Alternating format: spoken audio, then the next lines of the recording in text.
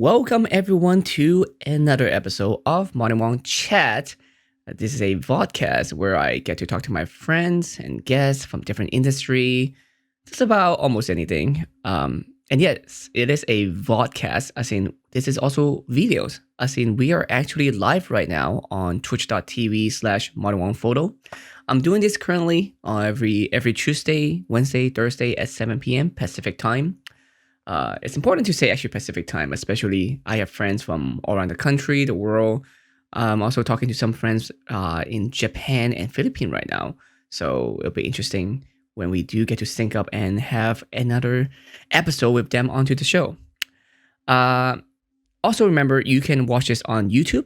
You can watch this on Twitch, of course, as I mentioned. You can also listen to this on Spotify, on iTunes, and almost any other podcast platforms. And of course, if you want to support the show, we are also doing some bonus contents now on Patreon. So you can also check us out on patreon.com/modernwongphoto. Anyway, today we have a good friend of mine, Elizabeth Vickery. I'll let her say. I don't want to mess it up. I'm sure I can get it right, just like yesterday. But just in case, hopefully I don't mess it up. We were just talking right before streaming too that someone's messing up her name, so I don't want to be that person.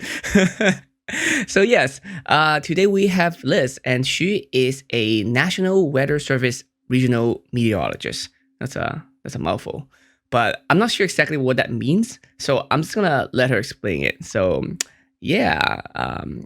Let's see. Would this load today? Yesterday was like being slow, and today still being a little bit trickery. Here it is. Hello, Liz. Welcome to the stream. Hello, everyone. Hi. How's it going? Hello. It is Vickery, right? Yes, like hickory, but with a V. Okay. I just want to make sure I got that right. Yeah. No worries. Yeah. How are you doing? It's good. I just moved out to this new position with the Weather Service in December out here to Hawaii, and I guess we'll just go ahead and just jump right into it. So yeah, you in Hawaii right now. Where were you before this? Florida? Yeah. First off, I grew up in the Tampa Bay area, but I went to school at Florida State University. My degrees, I have 2 bachelors of science. My first degree is meteorology, and my second is applied math and computation. So it's math and computer science. Oh. And I also got a minor in physics and computer science because I'm a nerd. Dang. So, See, that's what I like about not actual, but like traditional nerd. Like the word nerd is very, like, I like to separate between nerd and geeks, I like nerd as in like book nerd. Like I'm more of that kind of nerd rather than fandom kind of geek, because especially I'm from Hong Kong, so what I grew up with is very different than what most people here grew up with. My cartoon, my anime, my games are different than what they have. So it's interesting to tell when people say, "Oh, wow, you know," because like most people know me as a photographer as well, right? But I don't just take photography. I also did not study photography at all. I double majored in economics and international world trade, and also wait, is that the two? Yeah, international world trade. Yeah, so those are two major that I did. So I was more on the business side, more on math, more on figuring out how does the econ work. And it's actually very interesting, not in a good way, but it's interesting to see the whole quarantine situation right now, and it's gonna mess up everyone. Yeah. I was just gonna say, if you got an economy back, I can't even begin to even understand like how rough it is with all the people being laid off. It's just so frustrating because people often will say things that I feel like they don't think about. It's like they don't think about how money works and where they come from, and it's almost like they could just print money, and it's like it's not that easy. Like I'm gonna rant just a little bit. The beauty. Like for example, like the whole bailout situation, right? There's a lot of people just like to be mad nowadays, and it's very like I just want to making sure that I'm right and you're wrong, and have a lot of fights. But the thing is that like for example, the bailout situation, I'm not sure there's more than one, but the main one is that the 1.7 trillion bailout is not really a bailout, and like it's not free money. It's similar to the money that the government is giving us, which is like this is like a temporary money, and then you have to follow all these rules, and then you have to eventually pay back and that kind of stuff. And I feel like yes, that is kind of necessary because we can let things flatten out. That's the same thing as like COVID-19. You can don't save anybody and let people die out, and eventually yes, the earth will go back to a normalization, or not normalization, but like equilibrium, eventually. But then you're gonna have lots of people die, and you don't want that. But that's same for like economy too. Like if you just let it die, yes, it can happen, but you can also stuck in recession for like 10 years, and you really don't want that. So, but no, I mean overall, I do support a equilibrium, like let it play it out kind of thing. But sometimes there need to be government interventions. Right. Anyway. I was gonna say, I know I was looking today, and the European nations are handling this fantastic. Even Canada is like handling this so much better. They've got bailouts. They're paying all the companies like right now. If anything, the problem in Canada right now people are having is they looked in their bank account and they're like, wait, I think the government gave me too much money. And I'm like, wow, Canada, way to show us up again, Yep. My friends, It's crazy. I know one of my friends, she was just saying, yep, I'm just at home and there's money in my bank now. I'm like, okay, I guess I'll just hang out and play more Animal Crossing. Yeah, right. It's like, dang. Man. Yeah. If only we had microtransactions for bells, then we'd all be broke. Oh my God. That's where all of our stimulus money would go. All my friends are billionaire. That's the word now. Yes. Are you also playing Animal Crossing? You're gonna laugh. I actually downloaded the mobile game because I wanted to like at least play it for free. I told myself I can't buy it until I beat a couple games that I have on my backlog first. And I'm like, I must beat those first. Oh my God. I'm like, and it's like 4 games. And I'm like, so that's like Steam, every time a Steam sale happens, it's like, do I need this game? No, but do I want it? It is. I don't know, but it's only like what 50% off. Yeah, I can buy it. I might play it. I might. It's so true. It's like, oh look, something's on your wish list is on sale. I'm like, how about it's that? $3 off of 60. I could purchase it. It's a deal. Yeah. So lots of people have a huge Steam library. I think Steam was they were really ahead of their time when they first started. So I'm glad it works well for them. And I mean that's how iTunes learned from it too.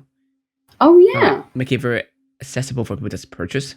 And that's how you actually lower pirating, I believe. Like easy access to buy things.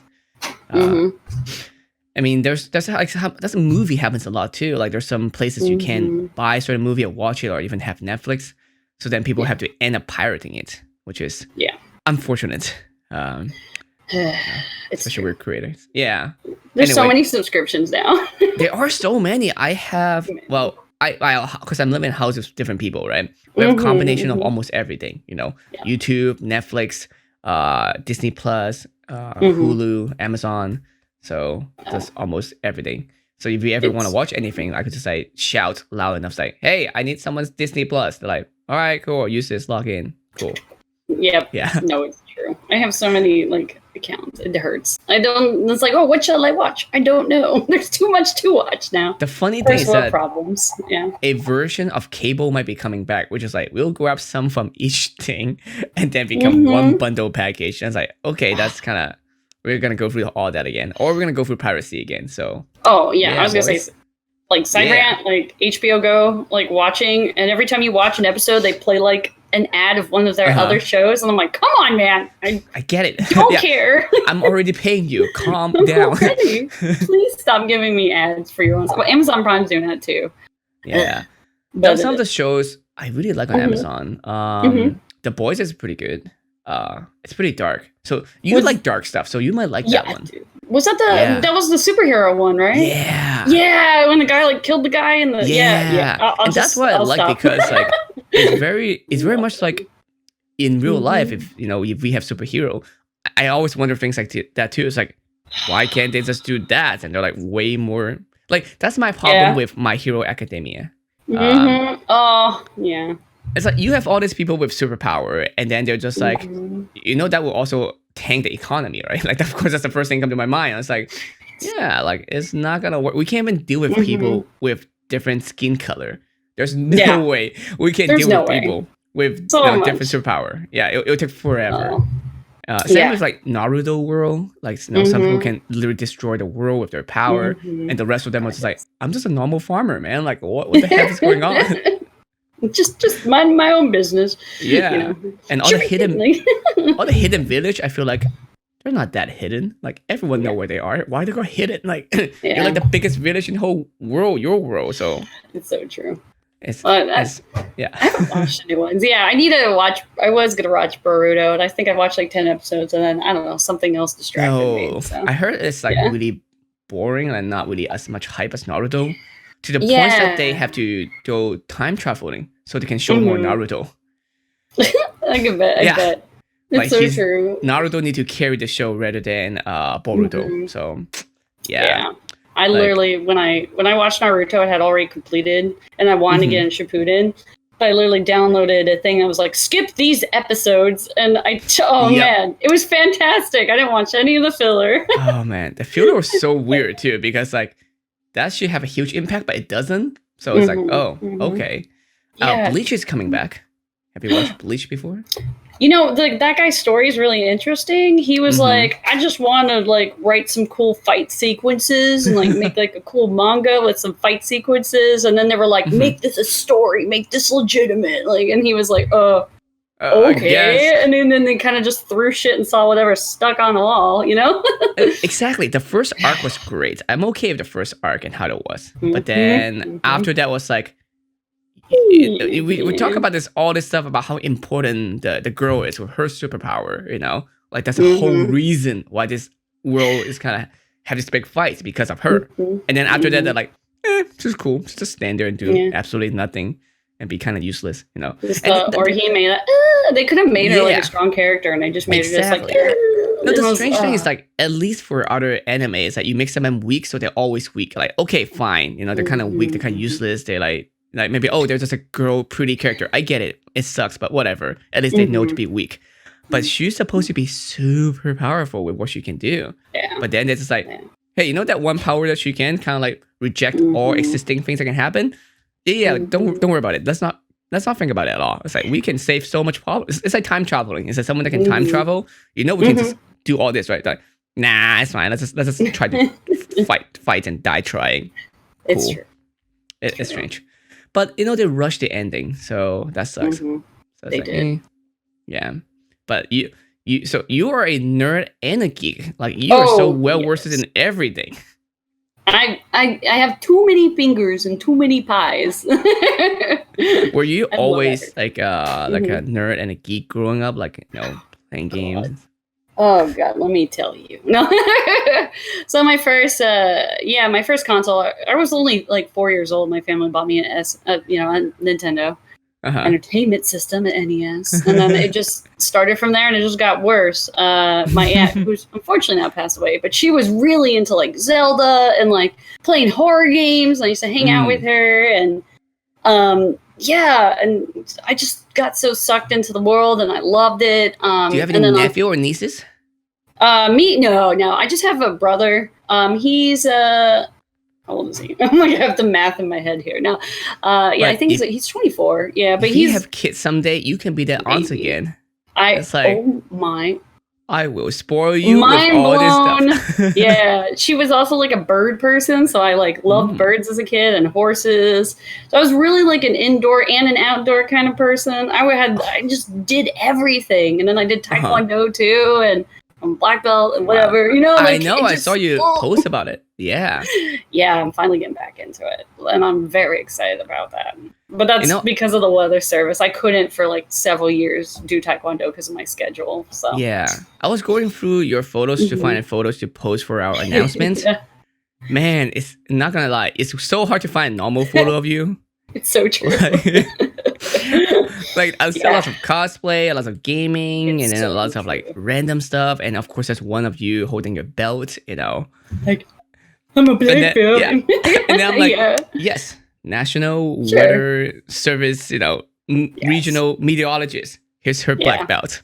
Yay! So I'm like, God dang it, everybody. Yeah, no worries. Yeah, it's definitely like, weather was always my first passion. ever since I was little. Actually, I guess I'll probably tell you the story. I was when I was about 4 or 5 years old, and a tornado actually hit my neighborhood. Ooh. And like my neighbors died, and like everything In was Florida? just freaking wiped. Yeah, in Tampa. And it was an EF2 after. I had to look in the records to look this up recently, actually, because I did an interview. EF2. What does that mean? Yeah. So that's the enhanced Fujita scale. So originally it was a Fujita scale, which was this pretty much this Japanese gentleman who studied tornadoes, and he essentially developed a classification to determine the intensity of them. Now, you could have something that could theoretically be like an EF5 monster Oklahoma tornado, but it doesn't hit anything. So it's categorized as a 0. Yeah. It's crazy. Wait. So, okay. No worries. You're like... So for a tornado, if it doesn't pick up anything physically, it's pretty harmless, right? Yeah, and actually, like 98% of them don't hit anything, like worldwide. They don't hit jack. Does it happen all the time? Yeah. Wait, they're not hitting things. Is it because people are not living in those areas on purpose, or there's something that caused them not appearing in cities or in places that are like huge?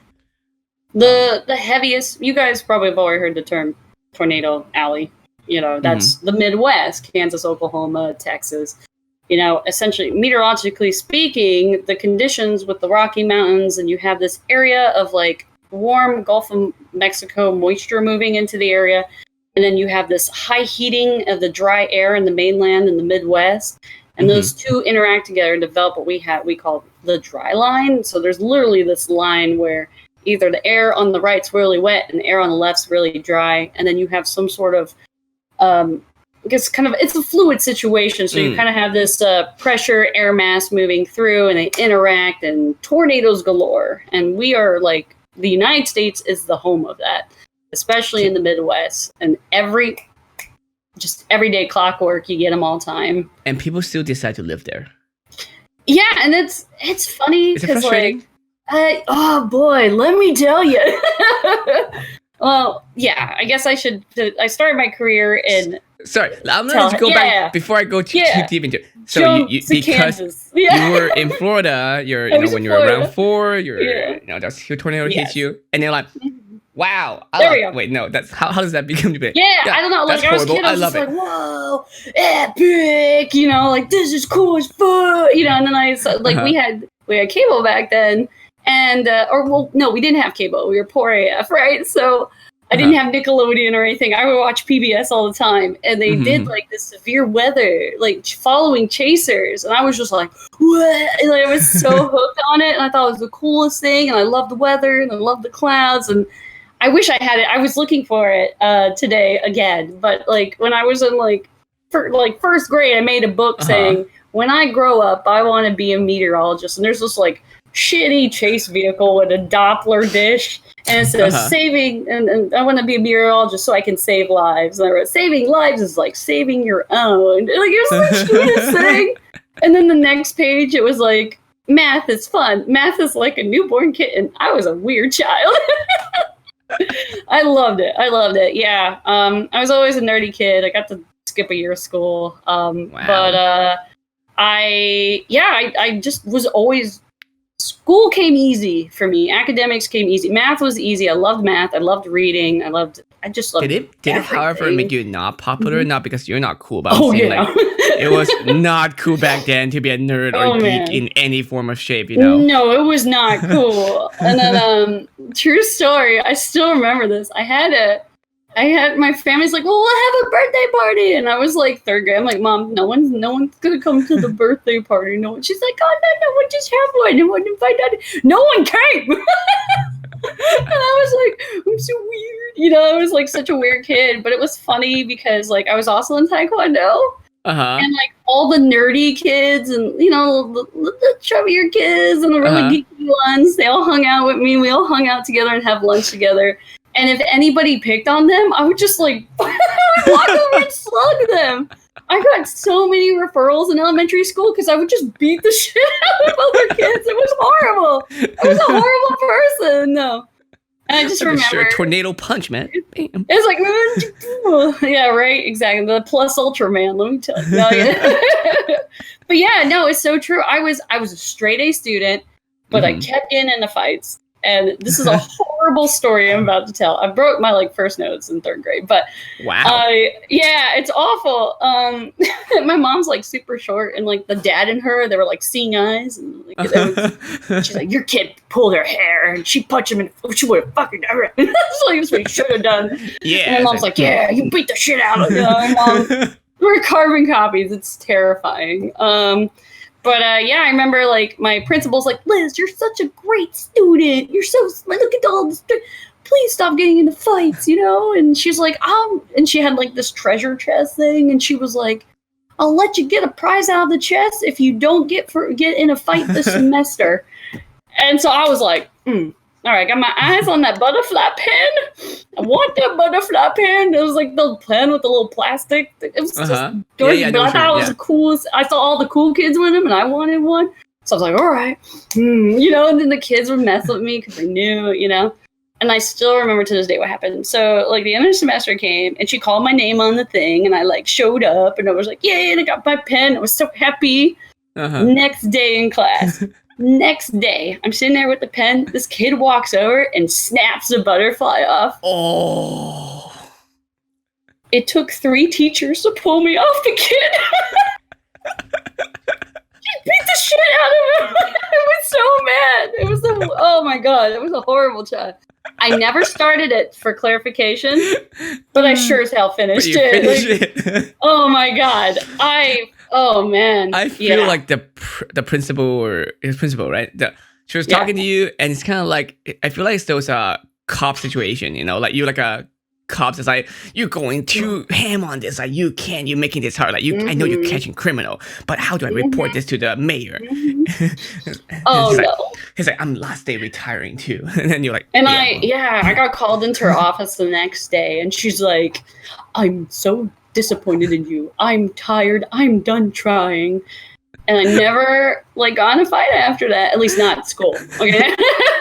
And there was 2 like in high school, there was 2 instances I got really close to it, but I established how crazy I was off the bat. No one bothered me. No, but it was fantastic.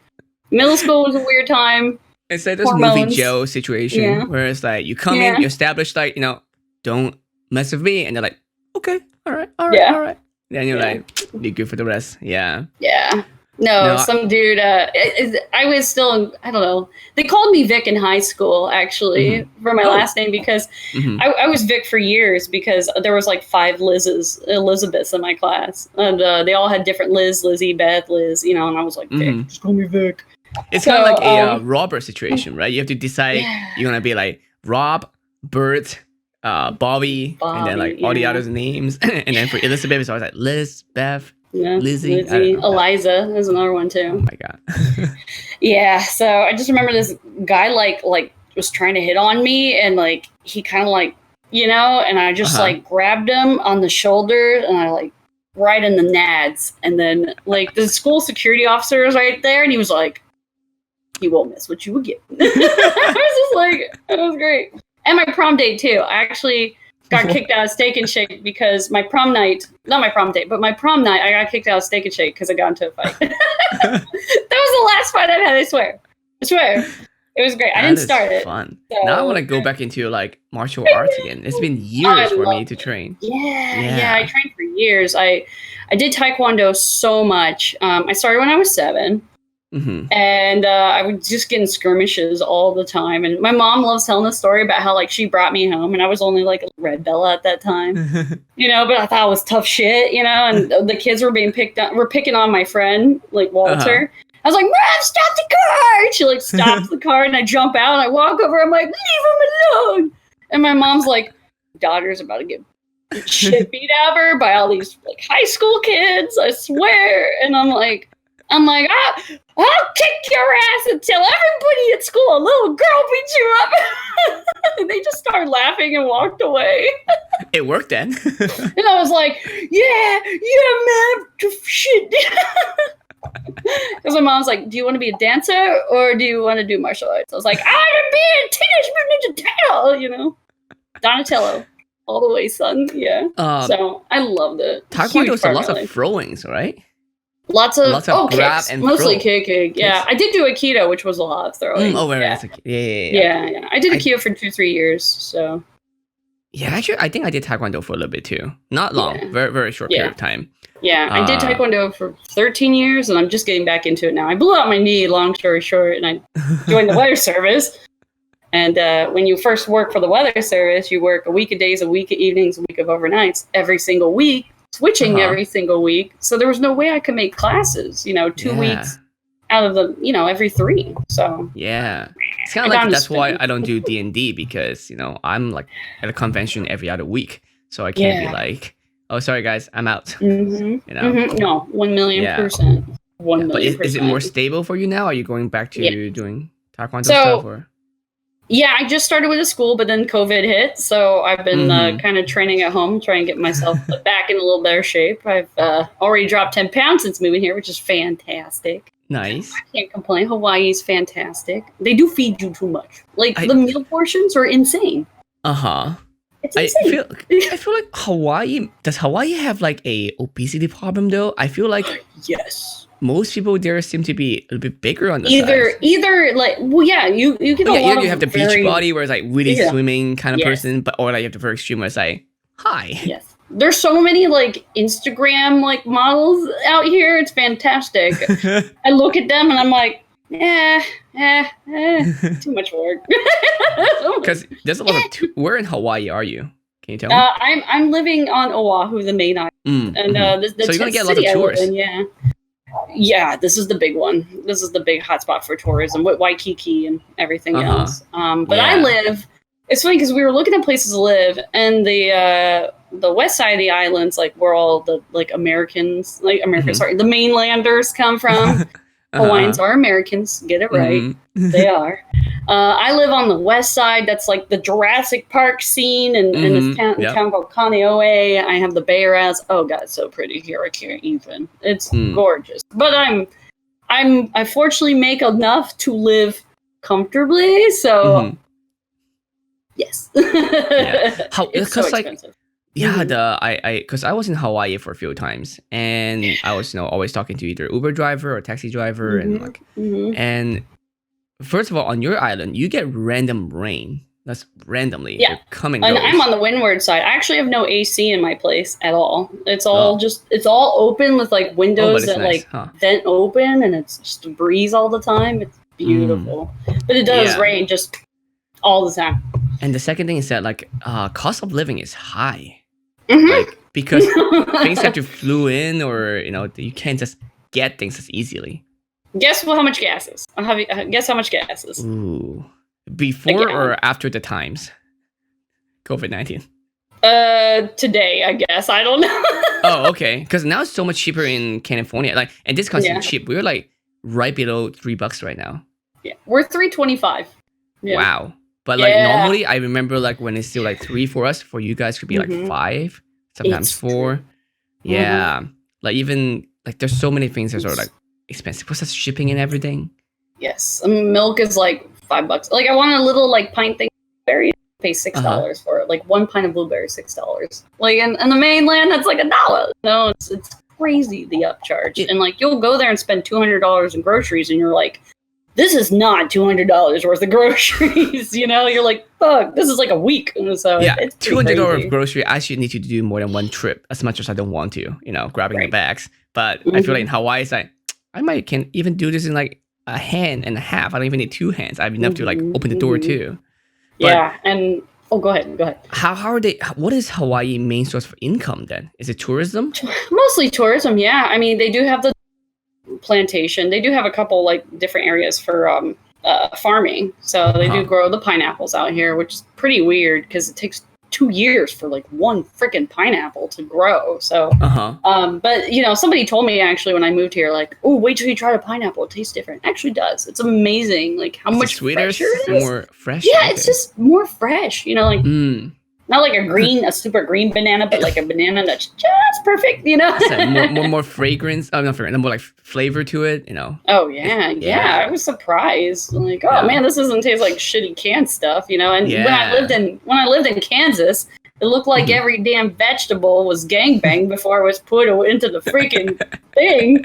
Yeah. I'm like, man, this cucumber's seen better days, you know. Yep. Like, seriously, it's pretty nice. That's great. So sorry for you, bud. You know, I feel like Veggie Tales. Yeah. I feel like COVID-19 gonna hit Hawaii pretty hard then. Yeah, you know, it's actually crazy. So, like, we shut down and we influx. I looked this up. So our population's 1 million, but with just tourism, we get about 10 million visitors, like, to the island chain, like 10 times our population. And we only have 400 ventilators, 451 or something like that. Ventilators only on Oahu. Then there's like 3 in Maui, and then like, you know, like 10 on the Big Island because it's all tourism and everything else, and they usually don't have to have that. But we started early here. At least we started quarantining. That sounds like a cocktail, a quarantini. We started March 16th. So I've been working from home since March 16th, and I'm grateful that the job that I have now, I can work from home, because if I was still in a local office, I'd still be going in every day. So, and but would they affected by the lack of, you know, tourists, and, you know, then people are not spending enough money? Oh yeah, I don't know. Yeah, you can see the food banks like here, like everybody's lining up, and everybody's like, I mean, most people can't survive a paycheck, you know, without a paycheck. Especially here in Hawaii, I mean, all those Uber drivers stuff, I mean, they're hustling. They got like 2 or 3 jobs just trying to make ends meet. You can really see, like, I've lived in places before, you know, I grew up in Tampa, and you can see like areas which are a little bit rougher, how hard it is. But here it's like anything that's on sale is off the shelf, like on sale for food. Like when you go in, you're like, oh, let me get some tacos. The whole taco section cleared out, you know? Jeez. Yeah. So it's very noticeable. And there's a lot of homeless too. So oh yeah, I heard about that too when I was visiting. Homeless is a big problem, and it's something that we still haven't figured out how to tackle. Like it's in every major city, you know. Yeah. So it's kind of tricky. Yeah. But so now you're working from home, but do you not need like crazy machine to work? Like at an office, like I don't know exactly. Tell me more about your job. Like, what is your job? Like, how does it work? Sure. So, originally when I first got into the weather service, I was a operational forecaster. I started my career in Key West, and then I went to I started my career in Tallahassee, Florida. Then I went to Key West, and then I went to Goodland, Kansas. And what I was doing before what I do now is what most like 90% of meteorologists do, and that's when your phone says severe thunderstorm warning or tornado warning issued for your area.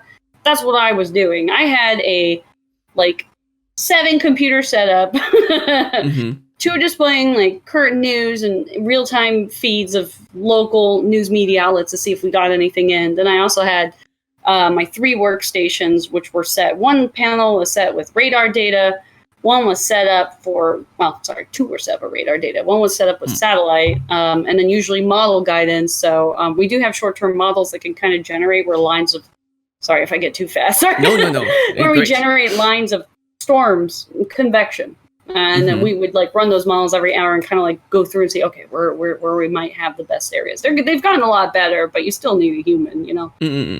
We still add value in the first 3 days of the forecast, but that was the big part of my job as an emergency support meteorologist before, was issuing these warnings or getting the forecast out. And it wasn't just tornadoes. It was also winter, flash floods, you know, fire, weather forecast, you name it. I did it, weather-related stuff. Also, we do have to train for, like, nuclear fallout sort of stuff, too. So imagine, you know, there's a bomb that goes off somewhere. You know, you're going to need it on scene pretty much to, like, tell you which way which way is the wind going to blow, which way the plume is going to move. Is that it takes forever to get rid of them, right? Yes. they just Very travel, much so. and you can't really just like spread a net and grab it and say, all right, we got to contain and throw in a box or something. Yeah, And it's invisible. it The hard part, happens. those are actually more scarier because you can't really see it. You can't be like a tornado. It's like, oh, it's going to destroy my house. I can see it coming. But Yeah, we have radiation models just, that we run for that. Yeah, biological terrorist attacks, things like that too, that you wouldn't normally think of. And each forecaster within an office has like specialties or subject matter experts of, and I've had several different ones over my time. So mine was like the software development, maintaining our systems, being the WarnGen focal point. WarnGen was the software we used to like issue the warnings. So if that went down, I had to fix it, and I better fix it quick, sort of thing. So I had to know that system in and out. I was lucky because not most people in the weather service don't have such a heavy technical programming background like me. They all have the math and the science, because with meteorology, you don't just study meteorology. You study atmospheric thermodynamics, cloud physics, chemistry, atmospheric chemistry, things like that. You study all of the sciences, even geology, and those all come together. Yeah. Exactly. Even oceanography. So you were not just one thing. You were a monster conglomerate of millions of different sciences squished in and pushed into your head. On top of all the math. So yeah. Random question, and this time might be more sci-fi. Can we make man-made tornado? Like, can we like create that situation if we can create such pressure? I feel like you're giving that look. It's like, well, in theory, maybe. I mean, theoretically, if you had a wind turbine big enough, but you couldn't make one come to the ground and wipe out a village or something. We can make them in like laboratory, little fun vortex. I mean, all a tornado is a vortex. Yeah. And so technically, yes, we can make vortexes pretty easily. I know in China and some other countries, they do make rain on purpose. Yeah, so cloud seeding, oh boy, this is a fun one because tin hat kind of people can like really work up about this. So, so the story, what we did, and there's a couple different studies. I forget, it was Operation. Oh man, it has such a crazy name. You're like, ugh. So after that, because it was trying to use it as like a defense thing or something, to see if like, we could double flood on them or something to like seed the sky and like cause damage. Well, every action has an equal and opposite reaction. So like if you have an area that's like dry and drought and you cloud seed, I mean, there's still private companies that do this, but we cannot do it for military purposes. But I'll tell you the one situation, it has been used that have like extreme drought and like it's just dangerous at this point. So they'll hire a private company to come and seed. But when you get that rain dropping there, you're taking away from somewhere else. So it can actually escalate the problem and stretch it out. You know what I mean? So they did, I gotta find it again. I'm like 95% sure I'm going to get this right. They tried to cloud seed a hurricane to try to kill it, to kind of make it rain out on itself. Can you do that? They tried. It didn't work out that well because it actually it gave it more fuel and it got way worse, So they were like, we probably shouldn't do that again because hurricanes, oh my God, hurricanes are like such a crazy science, like a field within meteorology. Okay. It's a hurricanes are fantastic because like what they develop on for the Atlantic, at least, is the Safaran. I can't even say it. The African dust comes and moves over the Atlantic, and that dust acts as what we call CCN, which is cloud condensation nuclei. So what that means is water can stick to it, and then more water sticks to it, and then it sticks together, and the water expands, it rises, it becomes a cloud, and it develops a hurricane. Now, if you have too many of these nuclei, it can actually cause the thing to fall apart, which was their logic in seeding these clouds, adding artificial, I think it was like silver iodide. I believe it was silver iodide that they dropped into these to try to like get it to fizzle out. But hurricanes are to the point now where like, is that going to fall apart? Is it going to intensify? And then on top of certain things, climate change, there's been multiple studies that show that these storms, they might not be increasing in frequency, but they are increasing in intensity because there's more water in the air. There's more heat. And what is a hurricane's fuel source? Hot water.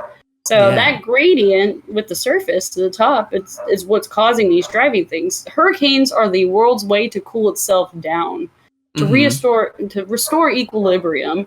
And a lot of people don't understand that. It gets hard because we have to have them, but they kill a lot of people, and it's a thing. So hurricanes are fascinating. I mean, earlier you mentioned about using it for military purposes, but what about in the time of war? Can that be like a exception?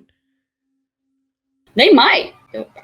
Who knows? Who knows if they would do that? I saw this before, and I think it's real. But they were. It was like I forgot which war, but they were having Navy war. So then they create this cloud wall to block off the thing. So like that looks really cool and look kind of not dangerous. So that's something that I feel like. I mean, I'm not sure. Can you only do that on water? Because I saw that. Like maybe you can look it up too. It's like we can do that. We'll have to look it up. It's a fun sci-fi thing to explore. Yeah. But you get to a bunch of people who are like, the government's killing us. They're seeding our brains. We're all gonna die. They're gonna drop a tornado on us. No, like chemical trail with the plane. Yeah, right. The chemtrails. Oh man, I had a dude literally like start screaming at me at an air show in Key West about how I was poisoning people with my chemtrail. What's an air show? It was an air show. The flight. Okay, got it. Okay. I was out at a booth talking about weather, of course. I mean, why would they go to that kind of show if they know that's gonna happen?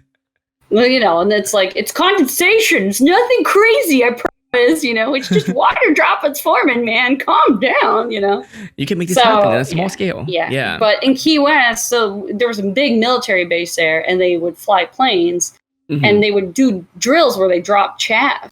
If you've ever played Metal Gear, you get a chaff grenade, and it messes up all the electricity, right?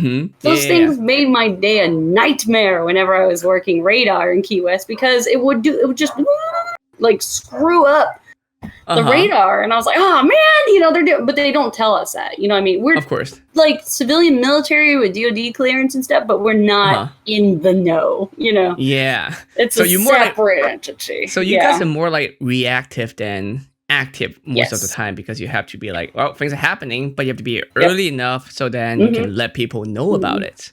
Right. And like I said, we're pretty good 72 hours in advance. Yeah, 3 days, we're fantastic.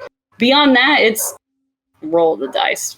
I forgot who was saying this, but like which show it was. We're talking about how we have the National Weather Service, which you guys are. But then we also have a lot of private company who tells the weather, but all they do is just grab data from you guys and just retell it, and they make profit from it. Yeah, it's a pretty. I feel like that's kind of annoying. Okay, here comes the rant. I'm sorry ahead of time. All right, well, let me break down what types of meteorologists there are. There's National Weather Service meteorologists, and we are the emergency support ones. We handle dangers. There's private companies that hire people, and this.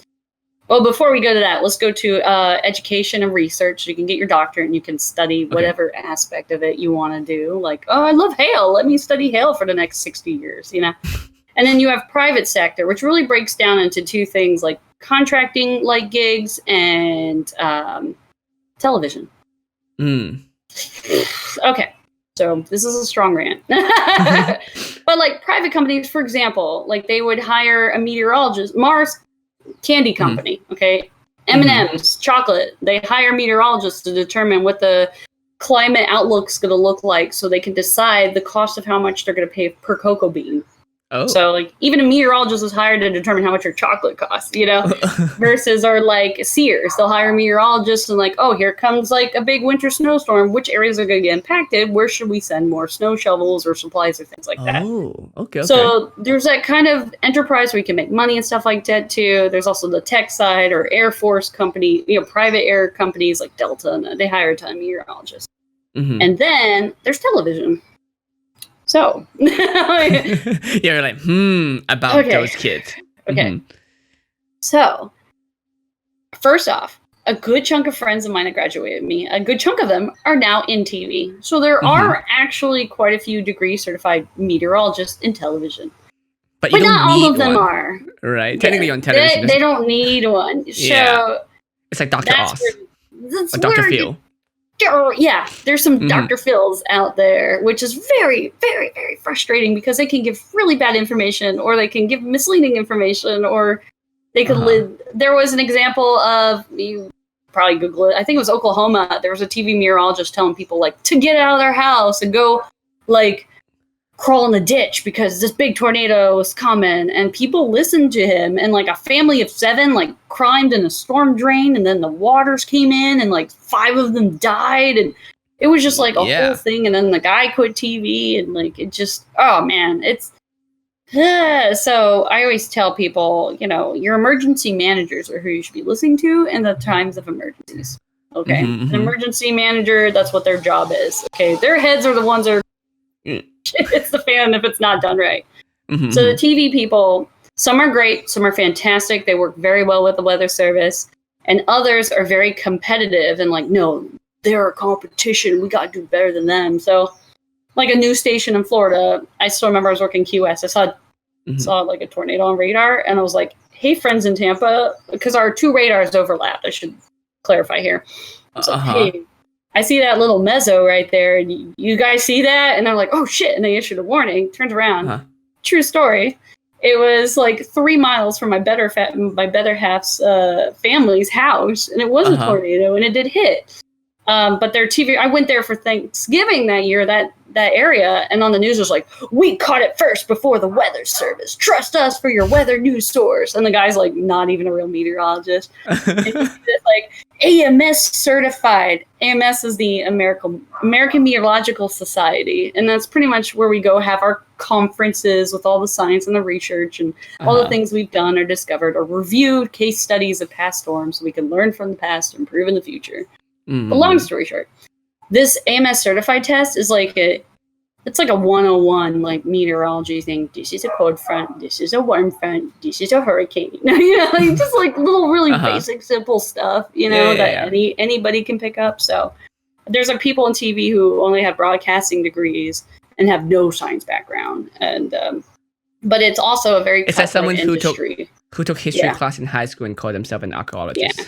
Yeah, and it's weird too. It's kind of like the beginner, I guess you could say, for cosplayers trying to get in the shows and stuff. Like they're working for nothing. You know, they're pretty much working for free, and they'll work 3 days and make, you know, $19,000 a year. And of course, company they'll be like, working. I'm happy to hire someone for cheaper, you know. Yeah, and well, that's the thing too with TV meteorology. There's always someone younger, someone prettier, someone funnier. You know, male or female. It's entertainment. You know? It's not. It is just informational anymore. Yeah, that's the problem. I took weathercasting, and I got offered a gig in TV, but I'd already accepted like the weather service job. And the guy's like, no, you'd be so great on TV. You're so funny and charismatic. I was like, I'd be great as an onion meteorologist. Okay, all I do is crack jokes the entire time. Like I had a screen. I was like, for all of our blind viewers out there, you know, like just stupid shit like that.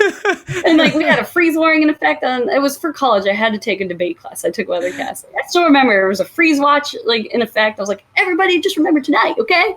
We got a freeze watch in effect, so make sure to bring your pets and your plants inside. Hopefully your pets before your plants, because you don't want your pooch turned to a poochsicle. Oh my God. And like everybody's laughing hysterically in the background because I'm just being like witty and impromptu, like just having fun with it, you know. And but the TV meteorologist for ABC in Tallahassee was like, "You're hysterical. We have a couple things to fix, but you would do so well." And I'm like, "Nope, it's contracts and cutthroat." Like my one buddy, I won't say his name, but he's a fantastic guy. He's getting married at the end of this year. I'm going to be going to his wedding. Well, hopefully with COVID and everything. But yeah, he was in a major network, like a major city, and he won like meteorologist like of the year for like 3-4 years in a row. And that's what national or is it? No, for this big city we shall not name. Okay. Hint, hint. I'm casinos. Like, how do they determine that? But okay, casinos, Viva yeah, so long story short, he was a really popular. He's funny. He's like this tall, and he's this like small like Italian dude. He's got the best personality. He made cannolis for us all the time when we had study groups. He's fantastic. I love him to death. Fantastic guy. And he was like, I was like, this is the next guy who's gonna make it on TV. You know what I mean? I was like, he's gonna make it. And he was making like good money. I mean, way over 6 figures in Vegas. And then like they didn't want to increase his pay when his contract came up for renewal. He was like, well, you know what? That's okay. I'm going to go ahead and pursue a different outlet. Because at this point, he had an agent and everything else. And they're like, oh, okay. And then they literally blacklisted him across the entire United States. What? Like, every place of that, like, they were calling, they would just hang up the phone because the station he was working for, the person that took over, like a new company came in and stuff.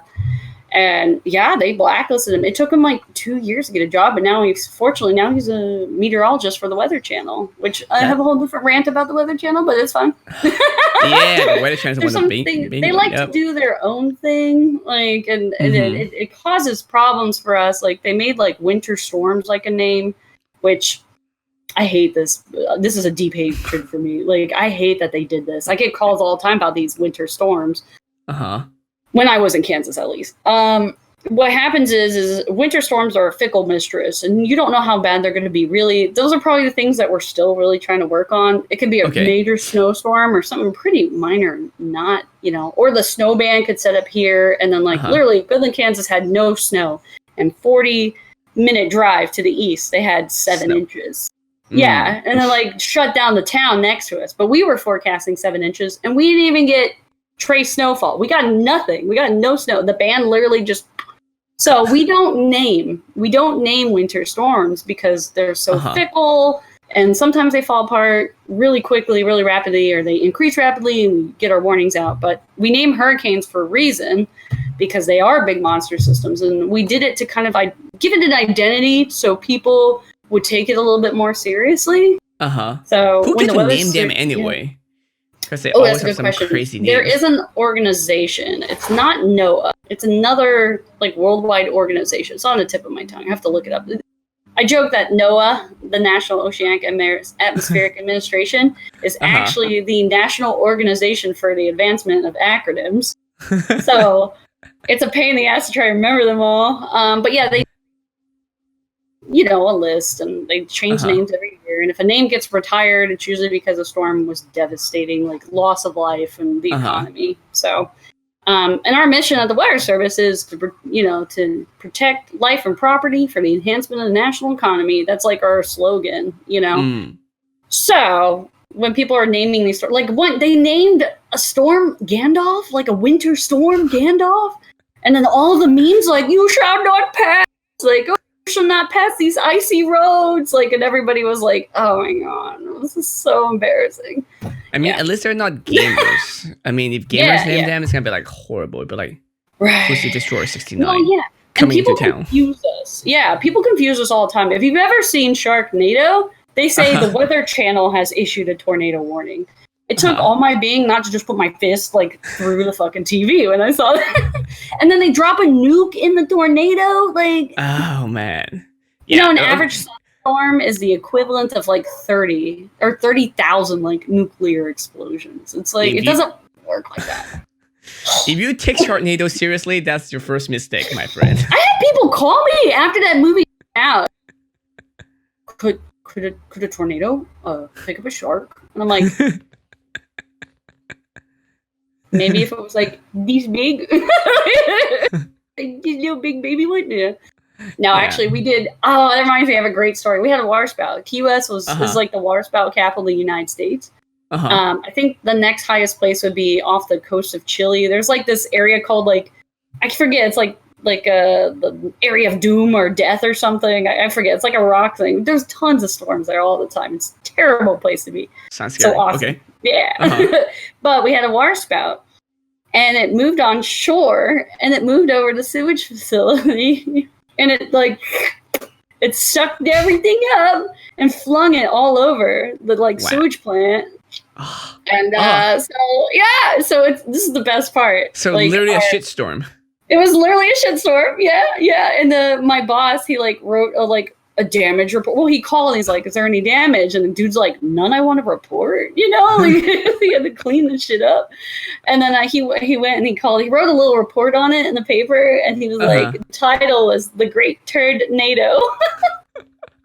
It's fantastic. Oh man, that was the best story to tell kids. But yeah, it's actually rained, frogs, and once there was a waterspout that picked up like sunken treasure, like Spanish coins, and rained it on a village. Like there's all these stories of I heard the fish story falling, about stuff like that. Picos or whatever. I forgot which place it was. Pickles or the chicken. Have you heard the naked chicken story? That one's fantastic. They found a chicken, and all of its feathers had been pulled off. It like got sucked up in a tornado and was like just like there after with no fucking feather. It's so funny. Cartons of eggs have been picked up and put down. People have been put up and put down and not hurt, actually. Unfortunately, some people that I knew, somebody I really looked up to in the community who was a tornado chaser. Remember I told you watch those documentaries? Yeah. Well, one of the guys there, his name was Tim Samaras, and May 2015, I think it was El Reno. My Met friends could correct me. It might have been the El Reno tornado, but it was a monster, and they were chasing it, and it made a right degree turn, and it hit them directly. So, and they actually got these big monster tornadoes. You get sometimes what we call satellite tornadoes. So there's two little tiny tornadoes going around the big one. So because there's just so much rotation and like, flex, everything's going on. But yeah, it turned right, and he had been chasing for 30, 40 years. Tim Samaras, his son was trying to become like a Hollywood movie director, and he was recording stuff. And his longtime chase partner, co-work, research bud, Paul. The tornado turned, and their car got picked up, and they're the first people, all three of them. Yeah, they said that they hit the ground at 185 miles per hour. There was no chance.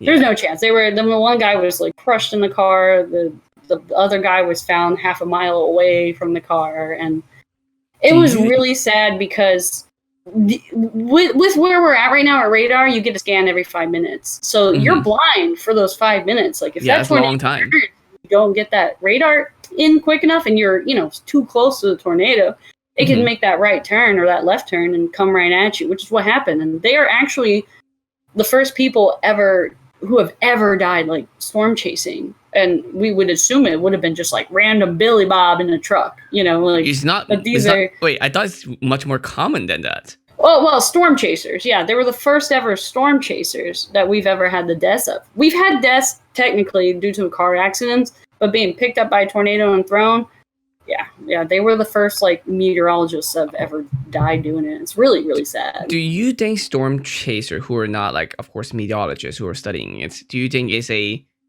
brave thing or stupid, or is it just, I don't know? So it's funny because like coming out of college, I thought I knew a lot, like I was like, I'm pretty confident. I think I could go chase it. And then what they do your first 2 years when you join the weather service is you do a year of radar training, intense radar training. Then you do a second year with continuing on the radar training, building on it, but more of the social science side, boy who cried wolf, only warn if you have to sort of thing.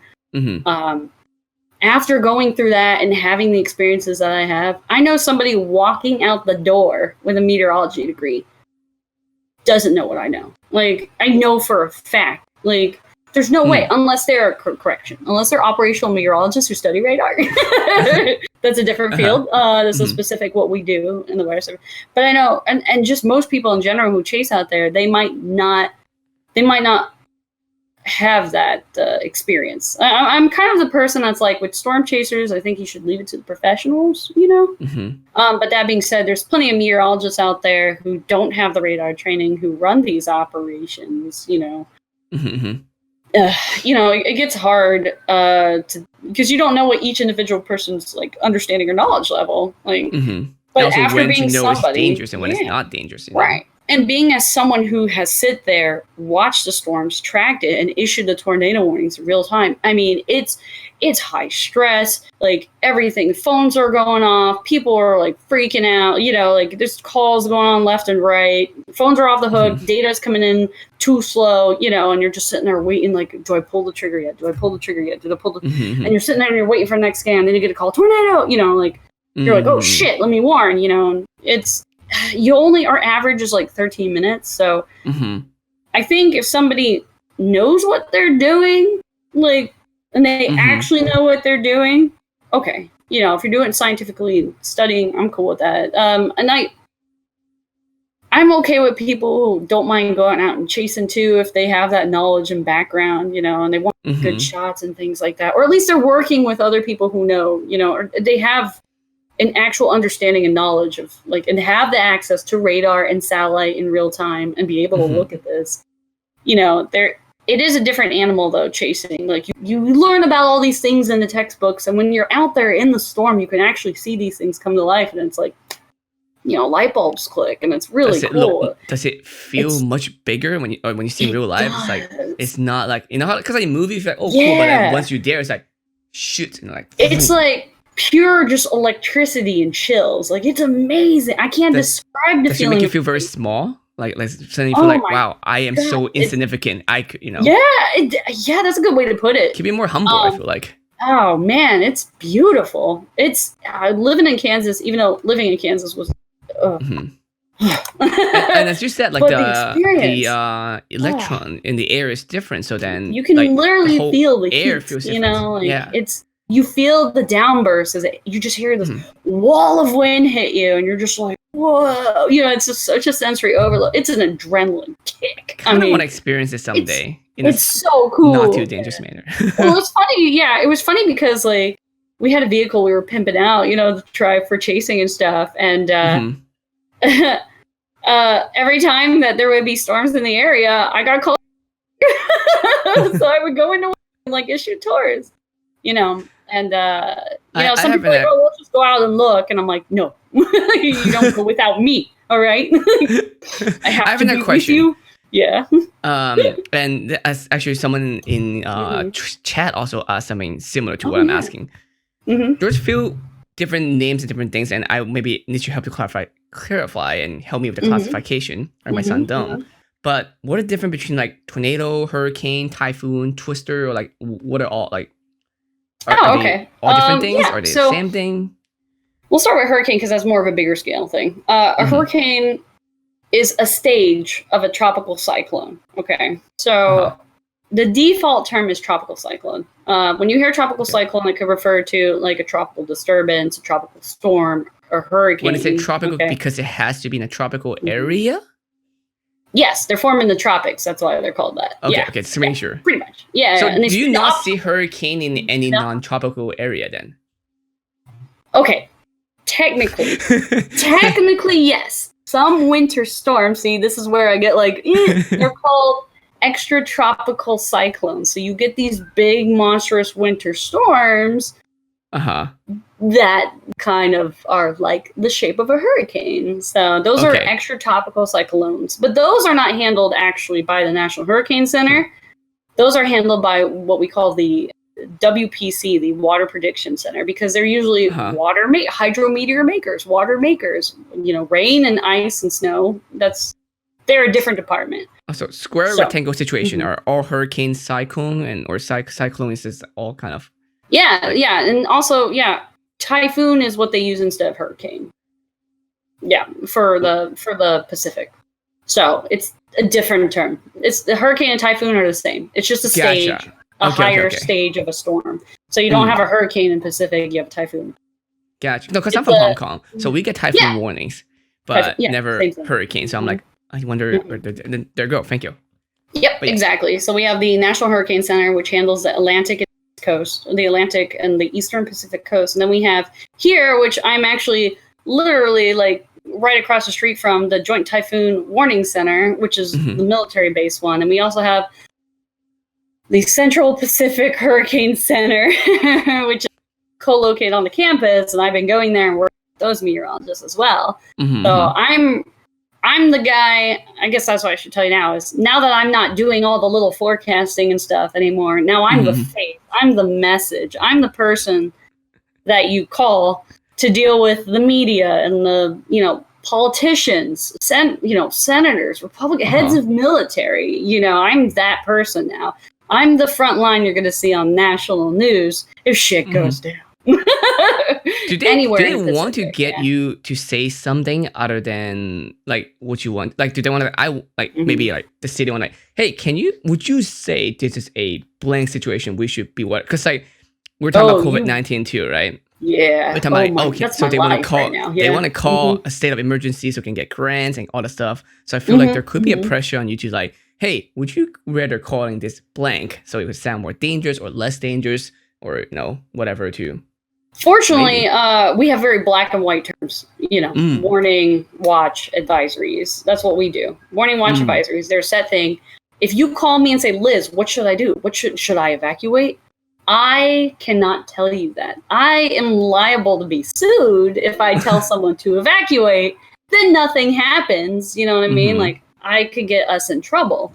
So I have to be. I can't even tell them. I can't. I can give my recommendation on what you should do, and I can be as honest as I can with it. And that's a big thing too. Is the hard part about being a nerd. The problem with nerds, for the most part, is we don't have the best people skills. Now, I'm a socially awkward extrovert, so extremely extrovert. Extremely extroverted. But I'm very empathetic, which I think works very well in my favor. Like when I'm serious and I'm scared, you will get that feeling. You will understand based by my body language and my emotions. Like you need to act on this. Please take this serious. I can completely. I will change my mannerism because I live here. This is my community. And I want seen and heard people die from right. Things, yeah, and I have, and people I've cared about actually in my childhood too. I had a friend who was caught in a flash flood, and now she's a human vegetable. It's like really sad stuff, and the news can hype it too much, and sometimes they can blow things out of proportion. And I have to backtrack it too, but I have to be careful because I here we go. You might have remembered this last year called Sharpie Gate. Sharpie. Did you hear about Sharpie Gate? No. It was before we get into that. Oh yeah. Because someone did ask that. Twister, is that the same thing? Oh, Twister. Yeah, that's just a fun word for tornado. Okay. It's a fun word. Yeah. Good. Yeah, Okay. no Just want to make sure I don't want someone to be technical- like, I asked that question and they said the kind of. Oh yeah. Sorry. Okay, Oh yeah. good. Yeah. Sharpie Gate. Oh wait. Okay. Hold on. Tornado. I didn't tell you about tornado. Sorry. Yeah. So tornadoes is just a. Okay. Now there's different classifications. We have land spouts, and we have water spouts, and then we have tornado is the other term. Okay. Because earlier you said water spouts are like a plant. Yeah. So water spout is essentially a tornado of water. Land spout they're a little different. Okay. So when you hear tornado, you immediately think of the big monster scary one, right? Yeah. They're not all that way. So land spouts and water spouts, they still have the potential to be dangerous. Like a water spout is different in the sense that it forms on the surface and the air above, and it actually comes from the bottom up. And actually, because of the temperature gradient, it can be a really dinky little storm that pops up really quick. It doesn't have to be a supercellular storm. Now, a supercellular storm is what you probably know better known as a cumulonimbus cloud. So this is a monster storm. It's spinning, it's convecting, and it's going like, boiling water, man. Actually here, to bring it really far back, the sun hits the ground, right? The ground gets warm, right? Now that's called, what is that? That ground, what happens is the air near the ground. Okay, this is how wind and weather works in general. Okay, we have the sun. The sun hits the ground gets warm. The air near the surface of the ground, through conduction, through touching it, it gets warmer. And what happens is air rises, it expands. All right, and it keeps getting bigger and bigger and bigger and bigger and bigger until it gets fat. And as it goes up, what happens as you expand? You actually have like a convective system. Like it'll get big and it'll get too much water in it, and it'll kind of like fall back down and come back up, and it'll fall back down and come back up. That's the development of any cloud, any cloud at all. So when you have these areas of like heavy moisture and dry, and that dry air gets warm and shoots up, very quickly because of what we have. It's called an inversion. I have to show the picture. You might have heard in a movie called The Cap. So we have these really ugly graphs. They're called soundings. They're called skew-T soundings. And as the air heats up, and once it breaks that, It's all crazy, man. Big thing you'll hear chasers say, or like you'll be watching radar, and it's called unzipping the atmosphere, and literally the storms just instantly. It's like I don't know if you've ever seen the thing where they take the bottle and they like smash it, and then the water freezes instantly. It's kind of like that kind of situation, but throughout the whole atmosphere. It's always like quick, rapid, like pressure changes. That's how a lot of weather happen. Yeah. Yeah, pretty much. High goes to low all the time, and it's always moving in fluids, thermodynamics. But what happens is with these land spouts is you get so much heating at the surface, cooler little area on top that literally starts developing a vortex at surface. Moves up. Unlike the tornadoes you think of, they're supercellular, meaning there's multiple rotation and thing going on into this bad boy. I usually joke around with kids and I say, just imagine it. The cloud is trying to poop, it's trying to poop out the excess, Tornadoes always form on the tail end of the cloud. You have the big updraft sucking everything up, all the air quickly rising, expanding, and just like an explosion goes up, must come down. But sometimes it's so violent, it develops these tornadoes. Now, a hurricane is a band of supercellular thunderstorms. So within each of these, you've seen it rotate. Yeah. And you see the branching off branches on each of those is its own individual complex. And those storms develop within them tornadoes. You can have tornadoes in them. And they're usually very quick and they're incredibly hard to catch. And they can be really bad, actually. That sounds very dangerous. Oh yeah.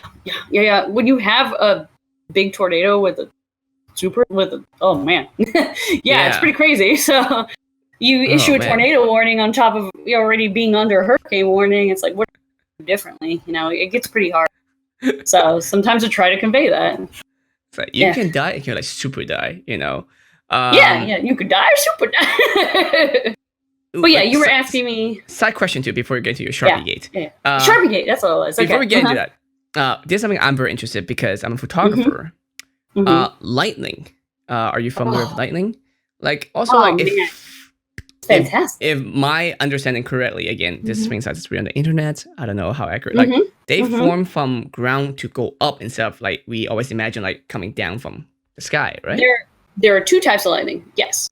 Ground to cloud lightning, all the particles charge up, and then the cloud particles charge up, and then boop, it shoots up, but then you see the image, So it's kind of confusing looking because you see it coming down. Yeah, but why do we always see it coming from up first then? Because even slow mo videos, they're boom, brighter, yeah, and then and coming down, branches down. Yeah, so that's a good question. I think about that. I probably know the answer. I haven't been asked that in a long time, but. I was going to say the field of meteorology. It is from a lot of them is from ground up, right? Right. We also have in cloud lightning, so they just shoot across. That's why you have those electrical storms where you never actually see a strike come down, but the storm. How likely is an airplane gonna? Oh yeah, so the big thing that messes. I was about to say another word that messes up airplanes. Microbursts. So the thing about you have all this air rapidly shooting up in thunderstorms.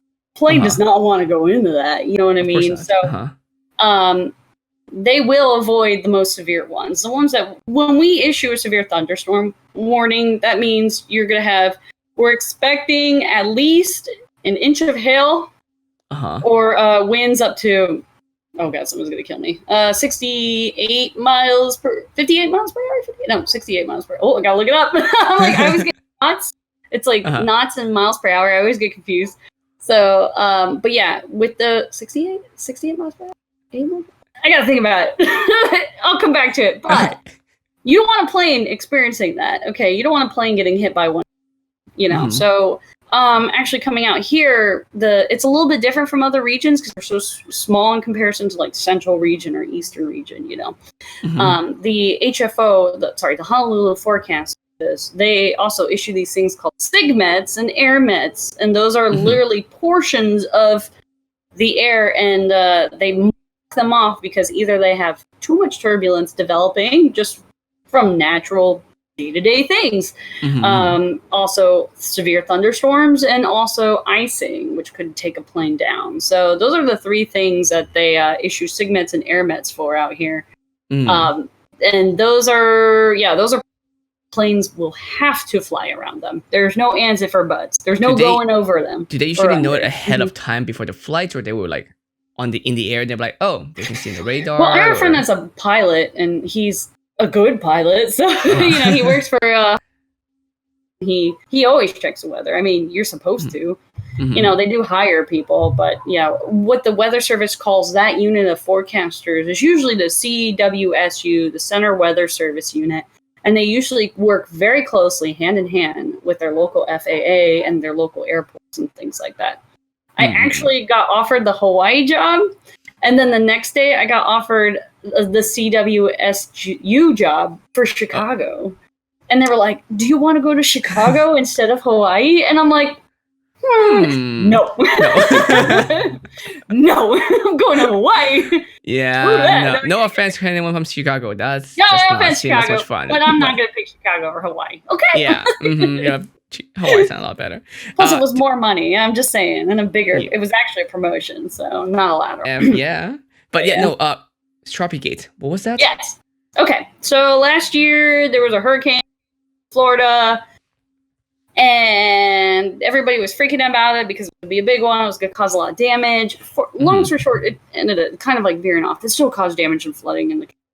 But not as bad as sound. But in Georgia, yeah. But President Trump had shown the track in the Oval Office, and he literally, there was just a Sharpie circling Alabama. Oh. So, okay, wait. Let me rewind first. Donald Trump tweeted that this hurricane was going to be a huge dangerous situation for the states of Florida, Georgia, Carolina, and Alabama. The track previously did have Alabama briefly touching it, but this track changes like every 3 hours. Okay, so and it wasn't even far enough yet for them to like start issuing warrants or anything else. And long story short, it had been a day since it showed that it might impact Alabama, because we're talking like day 5 out. Okay, it was that's a long time. Yeah, it was the 3-day rule. So all of a sudden, a buddy of mine actually is working in the Birmingham, Alabama office. Their phone just goes off. I mean, people are calling panicked, like just because the Weather Service, if you guys didn't know, if you go to weather.gov and you put your zip code in, you scroll down, you can see where your office is located, and you can call them 24/7 to get personal forecasts. If you're bored, if you're bored, call us at 3 a.m. We ain't got nothing better to do. It's true. That's why I have the day shift, night shifting, right? Because there's always someone on call. Yeah, so we always had to have 2 bodies in the building too, because of emergencies. So so Alabama put a tweet out right afterwards saying there will not be any impacts of this hurricane to Alabama. There's nothing, and everybody is like, "Ooh, you're," because Trump had just tweeted the thing, and 15 minutes later, Alabama tweets, "No, there's no hurricane coming to Alabama." And then he held the press conference instead of just saying he was mistaken, which is nothing. He will never do that. He could even just say like, "Oh, things have updated since the last time I talk about it." Right. Then nobody will be at fault. He was pulling back maps, and then he pulled up. What he did is he pulled up the current NOAA hurricane track. Which didn't have Alabama at all. Like, it was curving like halfway through Georgia and going up. And he just took a Sharpie and around Alabama. Like, he just went around the state, like on the official NOAA hurricane track. So he doubled down. And we're just he doubled down. And then, it was for days. And oh my God, it was awful. Even people were calling us, in Goodland, Kansas. Honestly, the county I lived in was 97% Trump power. Okay, 97% voted red in the presidential election. Okay, they're Trump lovers. And even I, in Goodland, Kansas, was getting phone calls saying that I had a liberal agenda and was trying to make the president look bad. And I'm like, what?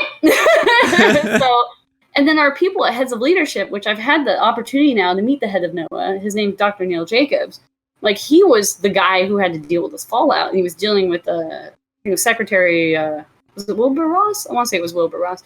But like it was absolutely awful because we're trying to keep to the science only and not making it about politics. And people are just trying to make it political again and again and again. And the people at, and then people within the weather service were like, there's good, half of the country doesn't like Trump. So, they were pissed that Neil Jacobs was coming out with a statement, like NOAA released a statement saying, previously it did have this track, and there was a mistake made, and then the letter was rescinded, and then somebody else got in trouble, and then there was this thing, we had our National Weather Association conference, which is only for operational meteorologists, not really too much research. Well, I mean, there's still research people, but it was packed with freaking news media because the week after, nobody knew what representation is. Yeah, weather drama. Can we get a statement? How do you feel about Trump screwing with the map? And I feel here's the problem this day is that and even with the COVID-19 the same situation, and I'm not sure if I brought it up yesterday, is that you have two situations. Yes. Do you want people know the truth and then they will react by their own according, whatever their judgments, or do you want to force a certain perspective so they'll do something safer? For example, the mask right now, right? Technically, majority of the masks that people have will protect you from getting sick, getting other people sick. So it's more protecting others than yourself until you get to those N95 ones, the filter and everything. But so then, if people are selfish, then there's no reason for them to wear one because it doesn't really protect them. They're wearing the normal N95 mask, just a normal cotton mask that they made at home. So do you want to lie to people and say oh no, this will protect you because that will definitely actually save life in the long run? You are flattening the curve. Or you have to hey, actually this does jack shit for you. So just, save other people. Then they're like, well, yeah, nope, not going to do anything anymore. So I feel weather service might have that problem too because legally I can't tell you this might or might not happen, but you should not go out and run around. Exactly. Well, it's if we issue her business and they keep it open during the storm and then the flood comes and they're like, well, you didn't tell us it was going to be this bad. No. We told you. You didn't listen. It's really hard too because one of the things they do the Swiss cheese model where the holes line up and bad things happen in our social science. But I can give you a story that this is where the red tape,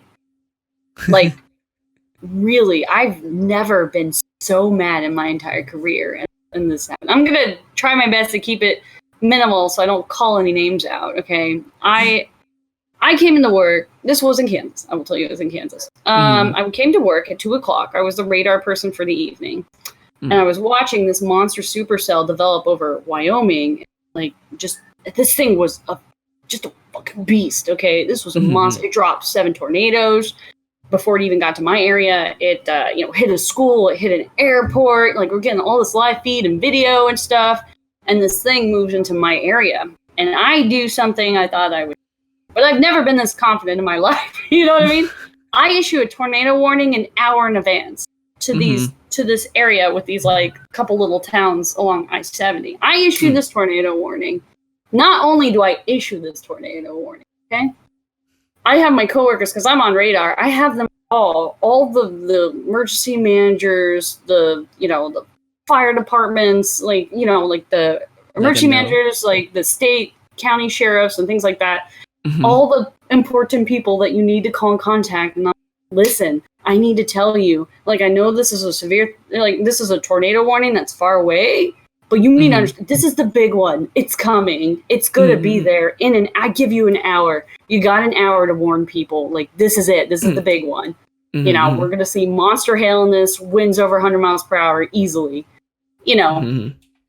So what happens is the storm, it's near the end of the night, and we have this thing called the tail end chart. It's kind of like the last push before storm kind of dies off because there's no more sunlight, there's no more heat driving this thing. It becomes colder and kind of falls apart.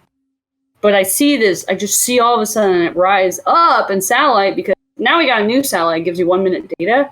Oh. And I just see this donut hole start to form. And I all of a sudden just pure chills. Cause I'm oh no, this is a microburst, which is way worse. I mean, you have a tornado, and it's in retrospect, it's pretty small. You know, it can be the record. The one that killed like Tim Samaras was over 2 miles wide. It was like the biggest one ever. But I have a warning out for a huge area, of course. But this thing is going to impact like a 75-mile radius. Like this thing is going to come down and just, you know, it's going to mess everything up. So my tornado warning, I had to switch it to a severe thunderstorm warning, even though this, you know, but we had called and told them, like, the big one's coming. Here it comes. You got an hour on point. I said it was going to hit at, like, 6 o'clock. I hit it, like, 6:05. Like, and it hit and the phone started going off the hook. Huge 3.75-inch hail. Winds, buildings ripped from foundation. Just, you know, like, this is the big one. You know, and I was waiting for this. You know, I knew it was coming. I actually got an award because I did such a long warning, and you know, but it doesn't mean jack shit because the next day, okay, I was on what we call an X shift, which is it's kind of a training shift, you know. We do have training shifts because you wouldn't want a doctor in med school 50 years ago. You're like, oh hey doc, it's just a scratch, you know, or like it's just a cut. We just need stitches, and he's like, we need to amputate. You know, you want to have somebody on top of the like update it, yeah. We're constantly learning all these new techniques and new things. We do training. Especially technology helps a lot too. I'm sure 10 years, 20, 30 years ago, detecting things takes so much longer. And now it's like, we can even live stream seeing it where you could not see things like that back then. Which I always pull Twitch up, and I'm watching all the chase too when I know they're out in my area. So yeah. And I'm literally like, I have their phone numbers because they like post their, and I'll call them like, hey, this is Liz with National Weather Service, Goodland, Kansas. Are you on that storm? What do you see? Tell me. And people like that who are out there chasing and they're on the storms, they save lives by giving me information. They have helped me pull the trigger on stuff because I can't see what's happening on the ground. That's awesome. Yeah. But long story short, I talked to my manager, which I am essentially what he is, but for the entire region. So I jumped like 4 steps to this job here. It's crazy. There's a whole long story tied to that. But I went with him the next morning, and we went to the town that I was like, yeah, this town got hit the hardest. And we show up, and I mean, it's just it's devastation everywhere. I mean, everything's, you know, like there's houses just white from foundations. It was like 8 in the morning we got there. We had 3.75-inch hails report. It was 8 in the morning, and there were still like quarter size or bigger, like golf ball size hail still on the ground everywhere. It was fascinating. It's like raining mosquitoes, but bigger. Yeah, it was crazy. Just like it looked like somebody just dumped like a cooler of ice like all over the town, you know. And you know, windows broken, homes destroyed, trees. There went trees down, everything, and dead animals. Unfortunately, there was like dead chickens. There were several. Tell me the part why you were mad. I feel like you sound every sentence like you did good. You did good job. It's like I did everything that I could. Twitches. So we're trying to meet up with one of the people, you know, to go over the survey because we have to do a storm survey, you know, categorize the storm and everything else. And we walk into this little gas station, or my manager walks in. He's like, Liz, can you get some pictures of the post office? Like the AC unit was like ripped off and hanging, and like a hole in the roof, and I'm like, oh, cool pictures, you know, like whatever.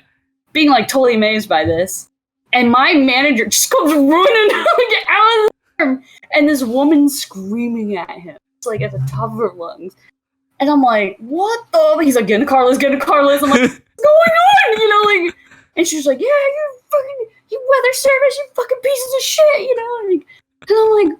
What just happened? And, like, we just drive away. And she's like, fucking throwing rocks at the government vehicle. What just happened? You know? She didn't get the warning. This town sirens never went off. And I'm like, what? You told everyone, I called everybody. Like, I gave them an hour.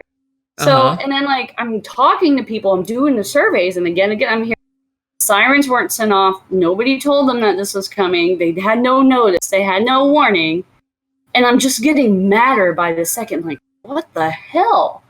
How did they? Maybe there was a mess up with the system. Maybe they're, you know, it's like, why didn't they message, you know? And it was confusing. So I'm going to this house, and this woman, she's crying to me, and her house is like on its side, you know, and she's crying, and I'm like, tearing up, and she was like, there was no warning, you know, this came nowhere. What? You know, what? Yeah, I'm still shocked. And then because people get hurt from said it. Individual pulls up. The person responsible for pushing that siren button shows up, and I'm like, "Hey, what happened? Everybody's telling me that they didn't hear the sirens. Nothing went off. Nobody in town knew that this was coming. You know." And he looks at me and he goes, "Yeah, you gave me too much lead time." What? What does that even mean? And I was like, and I'm like, calm down. Calm down. What? Too much? Yeah, an hour's too much time. Nobody's take that seriously. And I'm like, an hour's an amazing amount. Yeah. He goes, well, I was like, well, what do you want from me? He's like, well, if you could just, give me a call. It's about, 5 miles from town or something like that. And I'm like, this thing was moving 115 miles per hour. That's like a second, Yeah. And I'm like, and I looked at him, and I was like, I'm just getting pissed. Like, I'm getting pissed. And my manager's looking at me, and I'm like, I'm about to burst. I was like, no, you're not going to get a call. And he's like, what? Excuse me? I'm like, I'm responsible for 19 counties. You are lucky you got a phone call, Yeah. And he was like, and he was like, I was like, what do you want? Like, are you kidding? Look at this. You had the opportunity to tell these people this was coming. Why didn't you do your job? And I start saying job, and my manager just pushes me away. Because if anything, it's like, fine, you get lead time, then you yourself wait half an hour or wait whenever then to tell elderly people. Like, I met elderly people who weren't in their basements. They were in their house, and a tree went through the house. Grocery store or something, They're right. just like, There hey, were people stay somewhere. driving on the highway, and semis were flipped. Like, they didn't tell anybody. They didn't shut down the highway. Oh my God. I gave you an hour, you dumb motherfucker. I was so mad. And I was like, I said to my manager at the time, and I was like, what do we do? And then he's like, well, we'll hook them up with radar. And immediately I'm like, we can't do that. We can't give them like radar. We can't reward them for it. They don't know what they're going to be looking at, and then it's so funny because the next season is exactly what happened. They called us on like a what we call stratiform shower day, which is like little rain sprinkles, which is what we really have here. Not like thunderstorms, just a little sprinkly rain. And they're like, oh, we see a tornado on the radar. What? What the hell are you looking at? They're looking at like, what? And what they were looking at. So what happens is, remember I was telling you about that cap in the atmosphere? Okay, things like that. Well, what happens is, literally, air can be like held and condensed and pushed down, and it can cause radar beams actually to kind of bend downward. I believe this is either subrefraction or superrefraction. It's one or the other. I get them confused. Convex versus concave. Yeah. And when it does, we get these false tornado signatures because of cars driving on the. Oh. So it's a clear day, and we get a little. The radar does not detect tornadoes. People detect tornadoes. But we have a thing called a tornado vortex signature, which tries to circle in on areas where there's tight, essentially incoming and outgoing reflectivity value. So, based on that, the algorithm generated one, and they thought there was a tornado there. So is it like the radar is hitting the air, and the air hitting the car and reflected back to the radar? Essentially, so like the signal bends down and it hits something and it comes back. It's like radar works like you would think. It's like you throw something and it comes back at you. So it hits something and bounces back. Is this still magical for you? That one jet, the fighter jet. I forgot what's the name or number for it. The black one that like shaped kind of funny, like a the plane. Oh, what are those called? Yeah. Yeah, it's the only like the size of like I don't know, a bat or like a baseball in comparison to what it is. Yeah, I usually don't see planes, but when we do have that subrefraction, we can see cars on the highway. We can see birds migrating. We can see swarms of locusts, and we can actually see. It was cool in Key West because you could actually see the cruise ships coming in. Every 5 minutes again, it was like boop, boop, boop. It was pretty cool.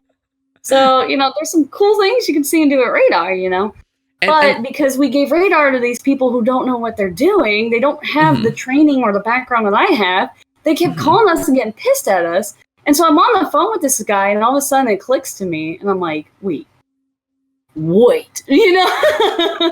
And I'm like, oh my God, you know, and I realized it. And then like, he's like, oh, come on in and talk. And I'm like, do you want me to talk to him? You know, to my manager. At first, you must be worried, like, oh shit, am I not seeing someone that's supposed to be there? Yeah, You know? I'm freaked. I'm like, what am I missing? You know? Yeah. There's nothing outside. Like, you know, there was nothing. So So I'm from Hong Kong, and also someone mentioned Nighthawk. I think that is the plane. Yeah, that's why that router is also called Nighthawk. It's like that.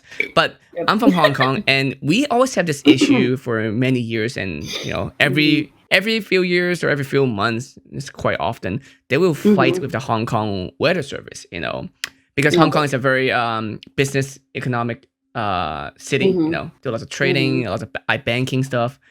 So the weather service and also school as well, and all kind of jobs and everything related to this service, because we get typhoon all the time in Hong Kong, especially in summer. Then we have to decide. They have to decide when to declare it's gonna be a certain level of typhoon. You know, with like they actually have yellow, different red, criteria. black. For it than we do. Yeah, exactly. Because like then the government get to tell people, or like it's legally they can say like, oh, then you get to stay at home, or like you can't go to school, or like you're at school, you can't go home at that time. So it shut down everything and changed the whole thing. I think even affect the stock market or something. So it's a problem if they call something and it didn't happen, or they call in something that they didn't call something that did happen. So it's both like you know, positive and negative, like I forgot what's the term for it, but like, you know, that situation. And I feel like that's coming to trouble, is that if you do call something and it didn't happen, they're like, well, last time they say that and nothing happened, and then they won't listen anymore. But I feel like it's hard.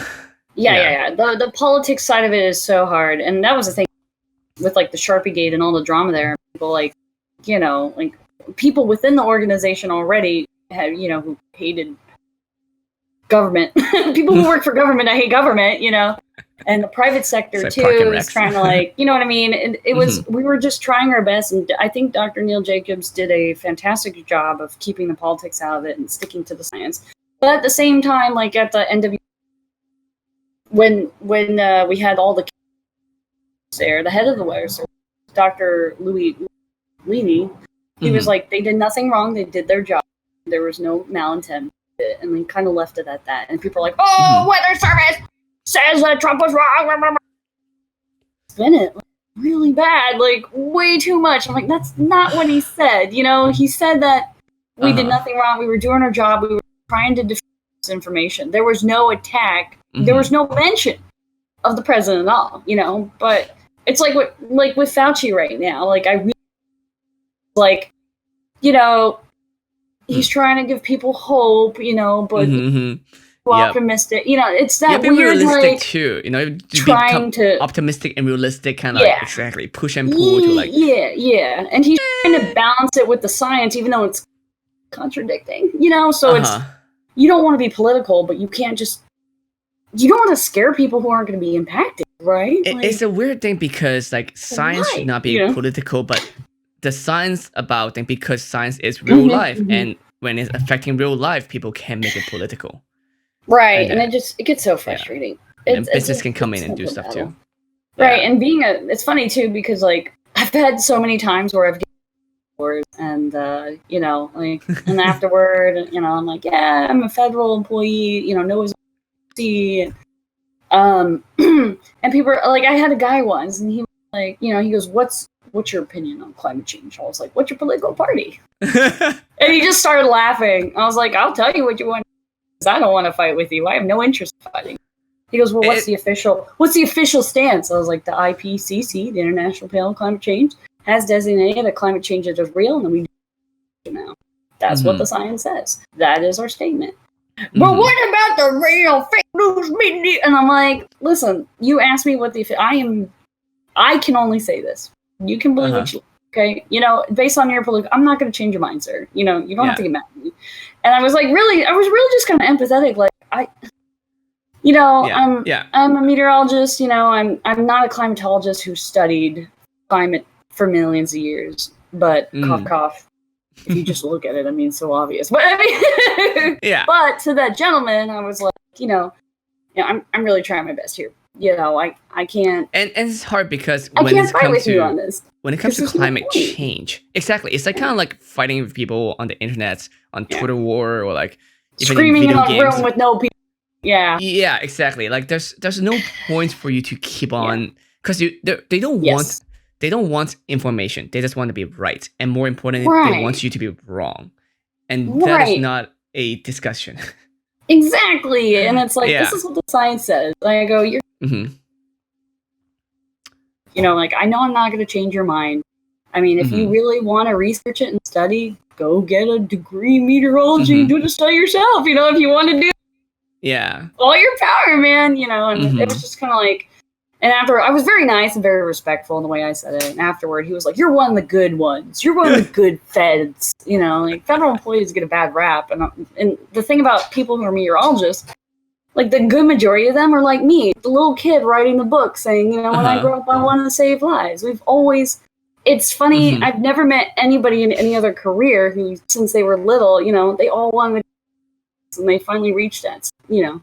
reached that goal. There's so many people who fall in love with weather at the beginning of their lives, and that was it. Sometimes which is probably why, like, once I finally got into the weather service, I started exploring other outlets, cosplay, and and I had a lot of fun doing that. And for me, for a while there was, maybe I made the wrong choice. Like what about all these other opportunities and things I could have pursued and pushed? And then I got to Kansas, and I was like, this is fucking awesome. I love this job.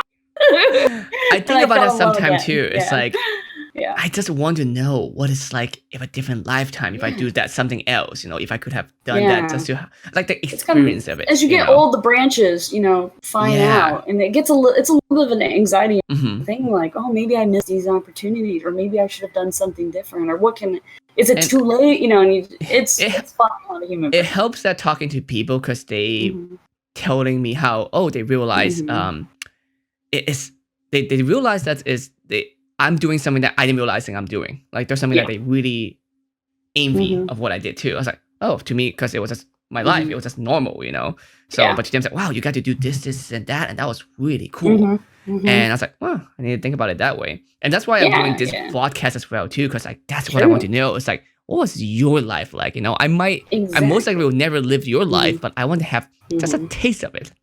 Just a little bit. It's a fantastic, it's a fantastic job. I love what I do. I help validate, when I issue a warning and I walk out, I'm like, there's my tornado, like really happened in Kansas, it was just such a good feeling, and it's funny because when I first got into the weather service, I wasn't sure if that's what I wanted to do, if I wanted to try pursue TV because I didn't know any better. And other things, or join the military, or go teach English in Japan. Like I had all these different options and opportunities. What did I want to do? And I remember a student in the university, and I was working an event, and it was a widespread like high risk day, which the Storm Prediction Center issues tornado watches ahead of time, which a tornado watch is usually 12 to like a 12-hour period or smaller, depending on when conditions will be primed for tornadoes to form. They're not tornado warning. Watch means watch out, it could happen. Warning means to be covered. It's pretty simple stuff. But it was my first, it was my second. It was my second event, and I was just handling phones, radar up, and I didn't know what I knew, of course, but we issued tornado warning, and I have the tornado like right there on my screen, and I'm just like, damn, like cool. And all of a sudden the phone rings, because I'm answering phones because I'm just a student, still. Answer a phone, and it's this woman panicked, and she's like, hi, is this a weather service? And I'm like, yes ma'am, how can I help you? Because I'm like, what's going on? What's going on? And she's like, I'm over here at this area, and I see a funnel, but I can't see it touch. Is this a tornado? Your address, and she gives me her address. I Google it, and I pull up the lat line on my map, and it's headed straight for her. Oh. And I'm like, my stomach dropped, because this has always been fun and theoretical kind of stuff. It's never been like I'm being impacted by the weather at that moment. Yeah. And I was like, yes ma'am, that's a tornado. And I hear, she had me on speaker, and her children start screaming and crying, and her husband's yelling. And she's like, I don't know where to go. I don't have a basement. I don't know what to do. You know, like she's panicking because she doesn't know what to do. And instead of 911, she called me, which is a much longer number. You know, so at the same time, I'm sitting there like, okay, do you have an interior closet in your house? You know, no windows, many walls between you and the storm to protect you and your family. Grab a mattress, throw it on you. If you guys got any helmets, put them on. Get some shoes on. Get ready. You know. And I'm watching this thing go through, and her husband's yelling, and the kids are crying, you know, and they're like getting them. You can hear them shuffle around doing stuff, and she's still on the phone with me. And she's like, how much time do I have? I was like, it is coming, ma'am, you know, and I'm like, it is coming. Get ready. And I just remember, like, you know, she's like, okay, we're in the closet, we're ready, you know, here. And I'm like, I wish you the best. Yeah, that's not, you can do it. I don't know what else to say. You know, I'm like, I wish you the best. Good luck. And then just hang up the phone. And everybody in operation, like, look. Because they hear, you know, the phone call I have and the panic. And I just stood there, and like my stomach dropped and all the hair on the back of my neck, like just as I'm watching this tornado move over her location. And I'm just sick to my stomach. And my boss comes over, and he puts his hand on my shoulder, and he's like, Liz, are you okay? Do you need a minute? And I'm just like, no, I'm good. I know what I have to do. And I immediately get on the phone. I get through to dispatch. I get on the phone with an officer, and I'm directing him around the roads, around the storm, to get to that house as fast as I can. Right, because you can't just stop.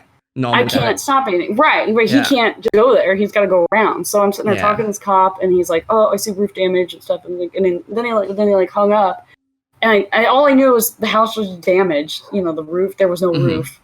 And I knew they were in the, and like, so I hung up the phone afterward. And I remember some stuff. Like, I just went into the bathroom. I threw water on my face, and I was just, you know, I was terrified. I was just like, oh my God, this is real. You know, it was just, and I went home that night from work, and I didn't know what happened. You were just a student too. I was, and nobody had given me 911 training or anything. So, ironically, though, I do have victim advocate training. I volunteered with like domestic like abuse shelters actually back in the day, and I did that a lot. And I worked with a lot of women who came from bad homes. But besides the point, I still wasn't ready. And then I went home that night, and I like cried and like went to bed. And I got up next day, and I went to work and got a phone call, and it was her. And their house was damaged so bad they couldn't live in it. But she, you know, and she was crying, and she thanked me, and then I started crying, and they were all okay.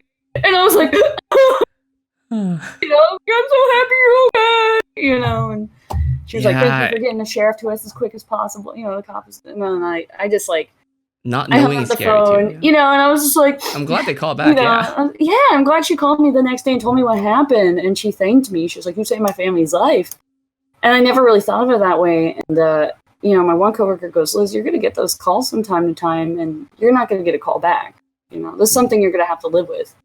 You know, there are people, every meteorologist who's worked radar can tell you a storm where someone didn't get the message and somebody died. I've had it happen. You know, I mean, you told me a story of like a whole town didn't know about it. That could have happened badly. Yeah, fortunately, no one died, thank God. But, you know, well, except animals, tons of pets. Oh, man, that was so disturbing. Just the birds were knocked out of the trees. And just, it was so gross. And everything smelled like pine, like a pine saw, because all the trees were down. Yeah, there was like something, I was like, whoa, it's like somebody just, shoved pine trees up my nose, you know. But, yeah, and, you know, I had that moment, and it was like, because I was in that point where I'm like, is this what I want to do with the rest of my life? Or do I want to pursue one of these other outlets? And after that experience, it was just kind of this eye-opening, like, it wasn't a good experience, it wasn't a bad experience, but it was one that I needed to give me the validation that to know what you're getting yourself into. Yeah, for my whole life. This is what I've dreamed of. This is what I've wanted to do. This is the right choice. And it was in that moment. And I'm grateful for it. And I'm glad it all turned out okay. But damn, that was a hard way to learn. You know? A hard way and a quick way to like, bam, you're in it now. What do you think? Congratulations. Yeah. So. Wow. That Was an amazing story. Yeah, it's a fantastic. I mean, it's so good, so good. Not as good as the one, where they fucked up or the tornado, but yeah. While you were telling the story, I have a quick question that come to my mind. You can't just drive away, right? It's actually not ideal to drive away with tornadoes coming your way. Actually, if there's a tornado coming towards you and you have nowhere to if you don't have a building to get into, a solid structure, not like a mobile home or a shed or a shack or a gym or a garage. If you don't have, we always tell people, first off and foremost, get to a solid building. If you can't and you have no other option, you got to come in, just look at the way it's traveling and go 90 degrees the opposite way. It's hard to tell, right? Especially if it's coming your way, then it's hard to tell because you don't see it coming this way because it's huge. Yeah. Out in the Midwest, it's a lot easier for people because there's nothing and you can see for miles. True. But if you're in a town and here it's coming at you, if it's about to hit you, we actually tell people it's safer to go lay down in the ditch. You have a better chance of surviving. But honestly, at that point, it's good luck. I'm not going to lie. I mean, it's not going to be like Twister. You throw a fucking belt on a thing. You're like, whoa! You ride out the tornado. No, you're going to get sandblasted. You're going to, it's also going to be bad. I think I read this too. You also will get hurt more likely because of something else that caught and then hit you. That's what people usually die of is blunt force trauma. Yeah. So and then that was another thing too is people will be on highways and they'll drive under overpasses, and we tell people don't ever do that. That is a terrible idea because people will shelter on one side, but a tornado is spinning, you're going to get hit with the opposite side as it goes through, and it actually creates a vacuum and it sucks people up and rocks and cars and crushes people. So we always tell people don't go park under an underpass, But if you can drive an fuck, by all means, go for it, man. I mean, but if nope, this is catching up on me, I have nowhere to go. It's up to you. You know what I mean? Don't stay in the car. It will be picked up and it will be thrown. At least if you lay on the ground, you're closer to the ground for a chance. So, but hopefully people don't ever get put in that situation. So, usually, hopefully people are smarter these days, but then you always get people who don't listen. But, it's worse that they don't listen than they're dumb. If they're dumb, I'm like, bless your hearts. But if they don't listen, it's so frustrating. It's so frustrating because I'm here trying to save your life, and you're like, this is not real. I can brave this. Yeah. You have those dad memes tornado is coming. Time to cut the grass. Let's go hang out outside, But no, I actually, and lightning, people don't really take lightning. Kill people pretty easily, especially that's the number one water related weather fatality is lightning. Actually, a good question, or a good question for everybody. What is the number one weather killer? What weather related thing kills people the most? What would you guess? I don't know. You have to guess. Yeah, if I have to guess, weather related. Oh, I don't know, cause so my option. I'm even thinking about what are my options, right? If you talk about rain, that's just water. Hail is a stronger water but harder, like rock. You got snow, which seem kind of peaceful-ish feeling. I mean, it's not pretty, but it's I've walked in a blizzard. It sucks. It sucks. Oh, it definitely sucks. But it's not bad. But as long as you don't get hit by anything in it. Yeah, exactly. I don't know. Is it gonna be? Does tsunami count? I mean, yeah, tsunami counts as a weather related. Sure, that does kill a ton of people. Yeah, when big tsunamis come, they do. But for the United States, the number one weather killer, you had to guess one thing. What would you say? You got lightning, you got hurricanes, you got flooding, you got fire weather, you got dust storms, you got winter, you got severe thunderstorms as well, with hail, wind damage, things like that. What would you guess? Is it not flooding? I feel like it might be flooding. It is flooding. It is flooding. Oh, shoot. Yeah. I try not to guess lightning because I thought you were going to hinting lightning, but no, it's flooding. No, why? It's flooding. Yeah. So, because people, the number one thing that they do is they drive into it. They'll see the road, flooded because there's water on top. And they'll drive into it, but the concrete has washed away underneath and you can't see there's no road there anymore. and they drive into it, takes their car, and they go. Like, it's the #1 killer for people in the United States. The flash flooding, the water just coming in quick and killing everybody. My childhood friend was playing in what was it? But she got caught in a flash flood and like says now vegetable. Are they driving into it purposely, or are they just like not get caught by it? Okay. They might be just driving their normal way home, or bridge or something like that. And they just there's a little water. Can't see underneath that. There's this like huge gap. I have a whole presentation of videos that I do for people about flooding because it did hit me personally. With a friend who they were playing in like a storm drain and the water started picking up, and I finally got the story many years later what happened to my friend. Her and another girl, they were in North Carolina for the summer. Like, she wanted to be near. We grew up too. Like, we hung out as kids. And it was really sad. So what happened was they were playing in the storm drain, and the rain, it was a thunderstorm, and the water just started coming faster and faster. And they thought it was funny. They were sitting there and they like lifted themselves up, and the water would move them a little bit. And then the water just came in quick, and they couldn't get up. They couldn't get out of the water, and it just took them. And what happened then was, they literally just got stuck in like this like sewage system. And when they found her, she had held her. She was not only does like water. We'll get to this awful part in a second, but she had held her breath so long, her lungs like imploded, and she was vegetable. And that's a big thing too with tsunamis is people hold their breath, and that they can. It happens a lot. But water, most people they don't know is. When we did the tsunami training, they don't usually show all the bodies on the beach because the water's so powerful, it washes off the clothes. So these people were found generally naked, like thousands of people along a beach in like Thailand. Like I had to do some training on it, and I was like, just so you know, there might be naked dead people. And I'm like, I never knew. People don't think about, but and of course in movie dramatization you still don't see like you see people die, but you won't see like naked people dying on the water can be so powerful it could rip off like stuff like and that. That would definitely collapse your lung too, even if you're not holding your breath. And that makes sense too. Like imagine to the bottom how you have to pop your ears. Some people get hit by that pressure so quickly they pass out and drown.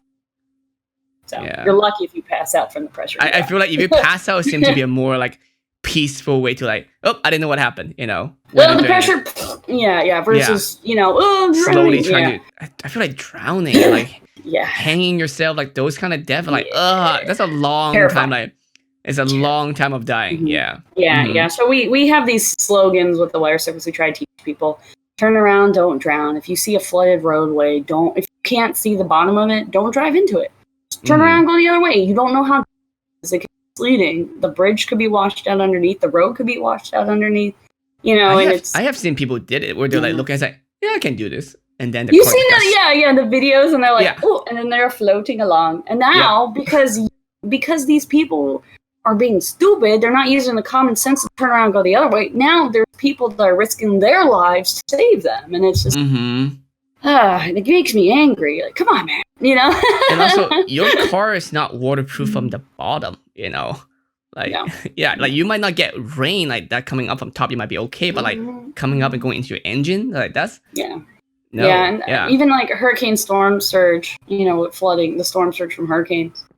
So hurricanes have 4 threats: storm surge, flooding, which is different. Rain, flooding, things like Houston. Remember Houston with the hurricane, how the whole city got shut down because there's some garbage, their water drain system trash. They flooded because of all the rain they were constantly getting. We had multiple systems coming through above, and the hurricane was sitting there and sitting there and sitting there because it couldn't move off because of everything else interacting with it. That's what it looked like from above. So it just sat there and it just kept raining and raining and raining. So flooding, winds, and tornadoes. Those are the 4 threats of hurricane. So a lot of people don't. The 4 horsemen of the apocalypse. So but no, what I do now enables me. So moving out here to the Pacific region, it's been a very eye-opening experience because it's a smaller region and it's been lost in some ways, like forgotten in some ways. Like we don't have the models. We don't have. So they launch weather balloons, twice a day. And with a weather balloon, which, by the way, if you ever find one, just look at the box and fill out the information and like send it back in. It's It's not dangerous. It's not a bomb. Please don't blow it up like the Postal Service in Puerto Rico. True story. They blow up one? Yes. Yeah, they thought it was a bomb, so they blew it up. There's only helium like in the balloons. You know, unless you're in Alaska, they actually use Alaska. But you're not going to get a balloon in Alaska. Yeah. But we actually have a ton of sites there because with the weather balloons, without these weather balloons, we couldn't tell you what the weather's going to be tomorrow. We couldn't tell you the temperature, the chance of rain, anything, because these balloons are literally the only thing that we have that measures in real time in the atmosphere what's going on. Mm-hmm. So we have them like dipped out, like, or spread out across the United States grid point wise. I think it's 122 in the main cone. And then we have some out in Hawaii, and also Alaska has a butt ton. Why would they have a ton of them in Alaska, you ask? Because that's where all of North America's from, actually. Everything starts there, and with all those balloon observations, what's coming and what's going, and that's the data that's fed raw into it. So I think I sent you weather balloon launch photos. I sent you several of those. You sent me a bunch of photos that were you showcasing all this stuff. I'm like, that's not great to show. Like, that's just who she is. That's who she is. Did you put yeah. So but I'll try to include some like in the video, like the YouTube one. I find it done with this. Awesome. For sure. No, the balloons are cool. They actually they're launched around the world at the same time. 0 and 12Z. Everybody. So while somebody's launching in Florida, somebody's launching in Japan or Thailand. Interesting. I didn't know that. The entire scientific, they launch them at those 2 times. Now there are researchers that do them at different times too, like extra launches or things like that for research and things like that. There's additional ones, but everybody launches them at the same time. And it's kind of a cool agreement. The United States has a pretty big, I want to say it is the biggest public, like government funded, like weather program in the world. And then most countries have theirs privatized, pay up, son. So there actually is that kind of shift and transition, try to force people into making options of the weather service privatized, so it's cheaper. And by cheaper, it's a kind of a disservice, in my opinion. I think because your tax dollar, every time you buy something, tax dollars are going to pay my salary, and I would like that to continue.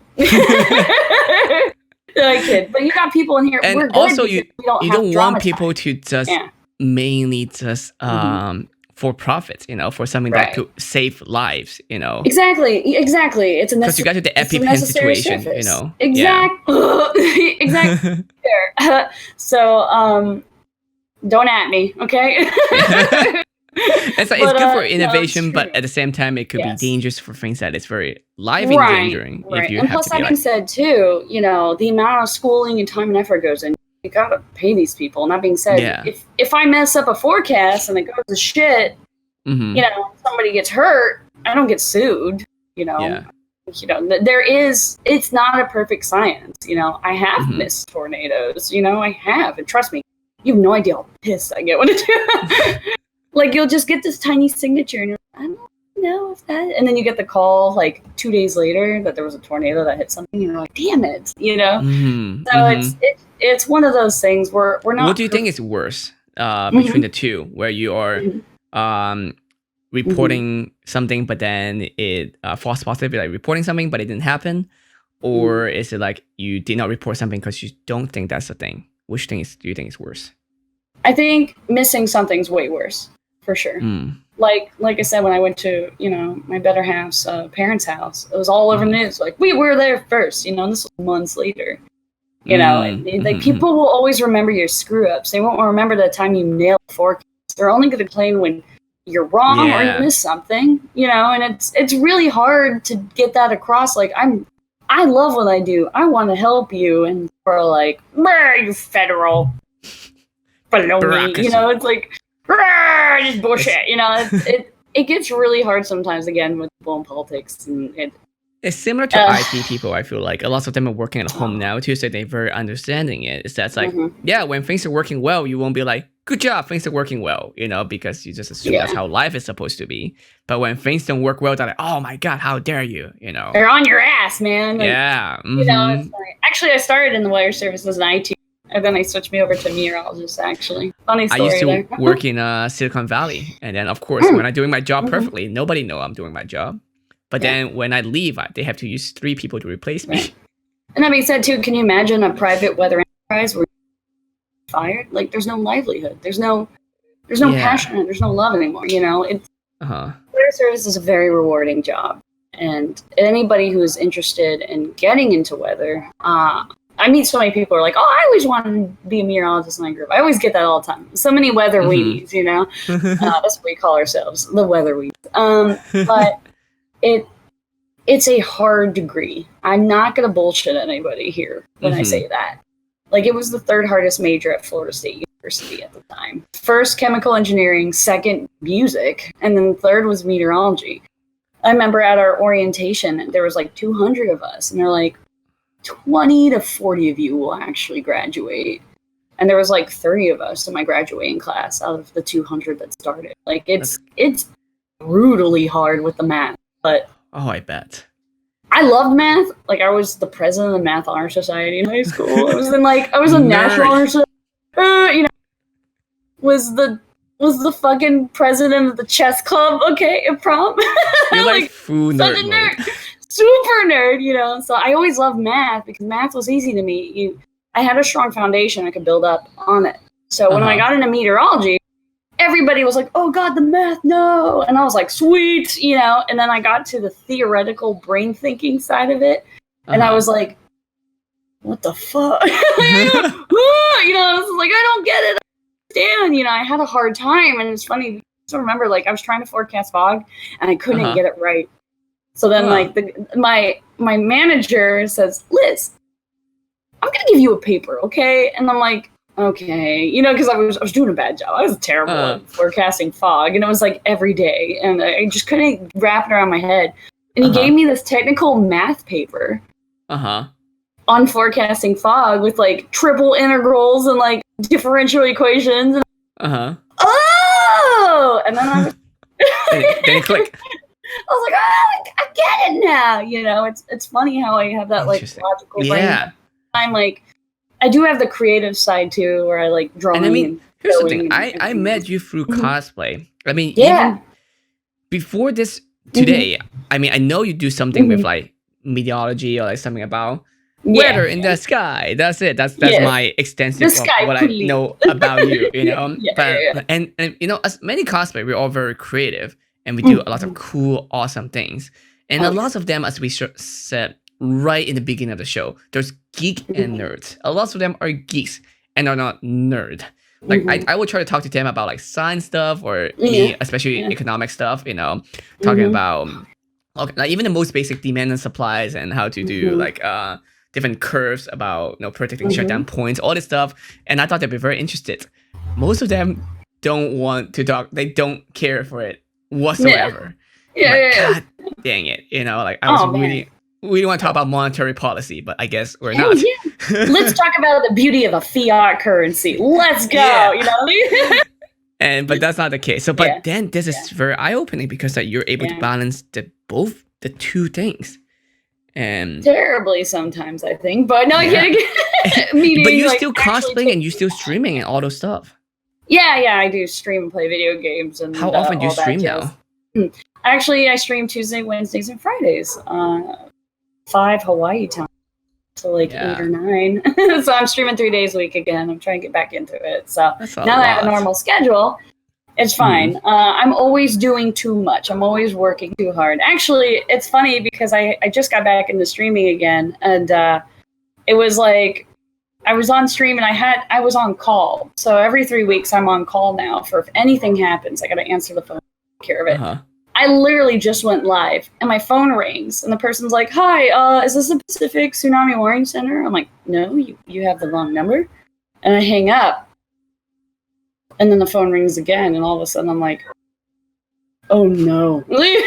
Because Like, so true story. I'm a ROC duty officer, so regional operation like center meteorologist as well, which means I'm responsible for when shit hits the fan, like tsunamis and things like that. And they just hired a girl last year, and she's been working hard to get like all the stuff, all what to do in this situation done. But she was like, we were sitting there talking, and she's like, I was talking to a team of 4 of us right now.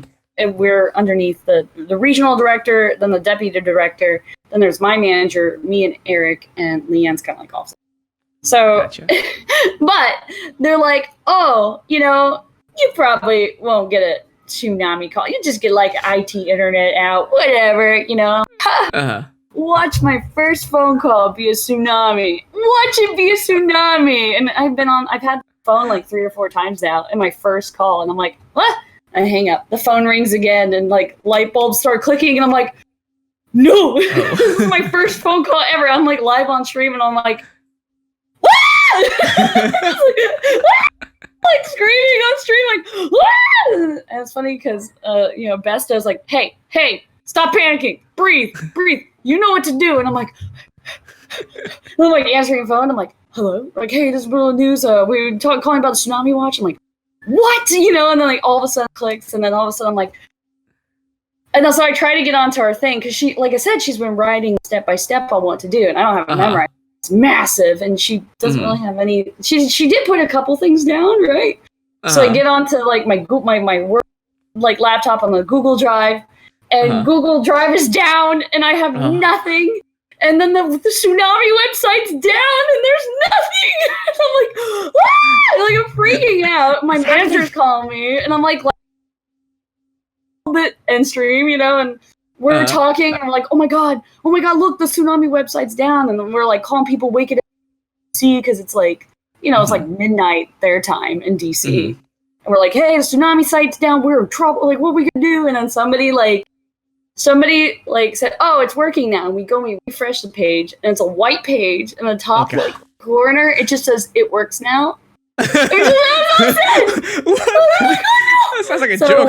You know, and I'm like, oh god, no, you know, and I'm freaking out. This is my first one, and I'm like, oh my god. And it's so funny because, like, even though I'm internally freaking out, I'm like cool as a fucking cucumber. I'm like, yes, sir, yeah, yeah, looking at you now, you know, troubleshooting it.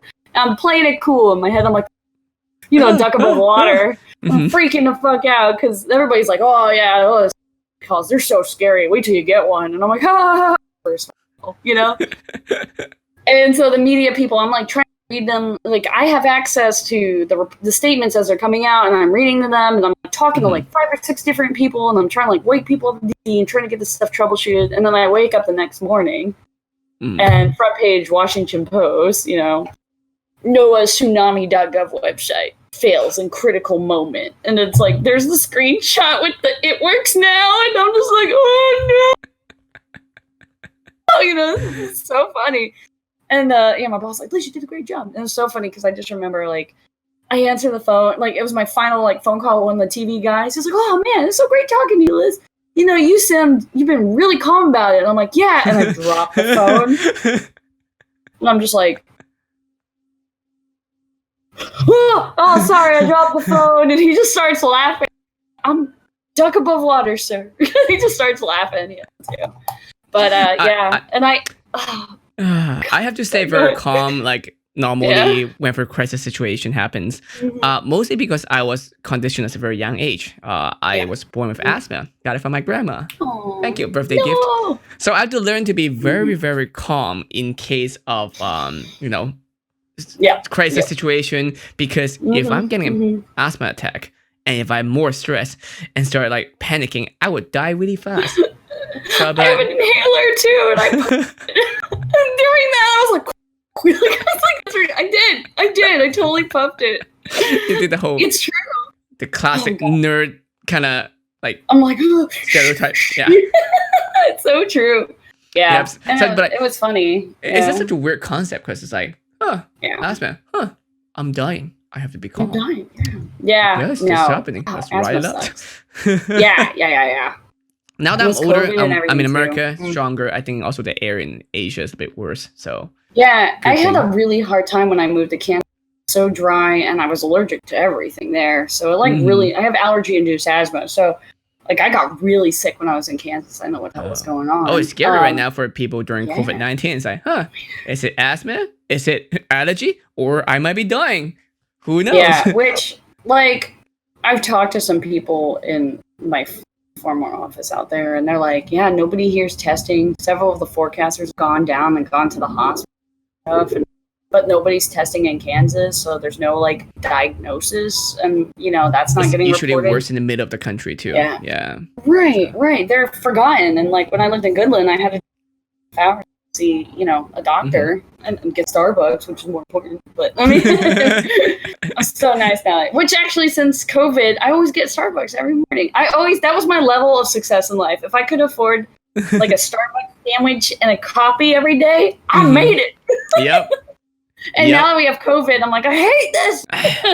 There are people who are not making that kind of money, not even big money too, but just that kind. But they will be like broke and go into debt. I'm like, you're still drinking Starbucks coffees every day. Like, why? Yeah. Why? Addiction, for sure. Yeah. It's a drug. Oh, no, it's true. And then like, because I was in Key West, it was, oh God, it was so expensive, and I was not making enough to live there, honestly. I was like, oh, let me have ramen. Now I live in Hawaii. It's like, I've upgraded to a Subway sandwich on the beach. It's like, woohoo, I'm living it up. Make it rain. Not more than $5, so okay, I need that. I guess I'll make it hail. I'll drop pennies. Yeah. The comfortable cost of living out here, I don't make it. It's like $122,000 a year. That's crazy. That's what it should be. That's what a normal being able to do. Fortunately. And this was stupid too, because I feel like you are working for the government. That should be meaning you should make the amount, especially your job is pretty critical and pretty high up too compared to like the new student level, So you shouldn't be you shouldn't be under that kind of like, that wage level. So it's kind of weird. Yeah. When I first started in the weather service in Key West, I started at $35,000, which was brutal because my one bed, 850 square foot pot to piss to live in was $2,000 a month. Oh, I was only making $35,000, so I depended a lot on credit cards and and Besto. I actually, true story, I tutored strippers. For meals in Key West. I did, and I got to hang out with drag queens too, actually, and they taught me how to sew and put makeup on. Can you? So I actually would go to the strip club and tutor all the strippers. Strippers make good money. They do. They were like, girls that weren't. Now, to be real, the girls that weren't snorting it up every night. Oh yeah. That's a problem in Vegas too. Like, a lot of them are actually making good money, but you're just making sure you're not spending it on like drugs or gambling. It's amazing. Like I hung out with a group of girls, and I'm like, oh okay, I thought they just put makeup on. No, they're sitting there doing lines of coke off a toilet, and I'm like, have a nice day. It was great meeting you. Yeah. Farewell. Ever since I come to LA. Cocaine is such an accessible thing. I make so much cocaine joke, especially at my last job. I know. Yeah. And then back in Silicon Valley, I make cocaine joke all the time. But then I didn't realize, this is so easy to actually get cocaine. Yeah. Key West, it was offered all the time. Like, I hung out with a very important official. I'll say that nicely. And yeah, he was like, you want some Coke? And I'm like Coca-Cola. I'll take some Coca-Cola. Especially like, from you? Yeah. It's just a trap. And it was so funny, me being like my self, like dressed all business casual at a strip club, sitting there, like teaching the stripper, like in between her sets, like math homework and meteorology classes and stuff. And I just remember once I was sitting at the bar and the guys were like, hey, how much for lap dance? And I'm like, buddy, you would pay me to not dance. Trust me. Like, and he just started laughing. And I was like, no, seriously, leave me alone.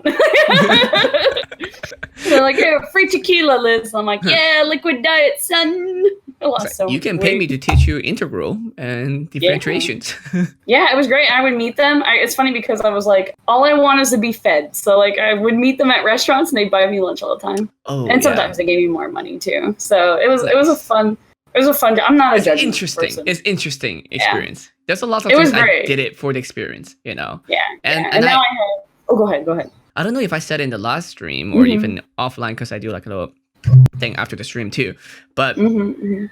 the one time I did go to a strip club, and then it's because my friend's a dancer, so we had to support her. You know, it's actually a bunch of my friends to go together.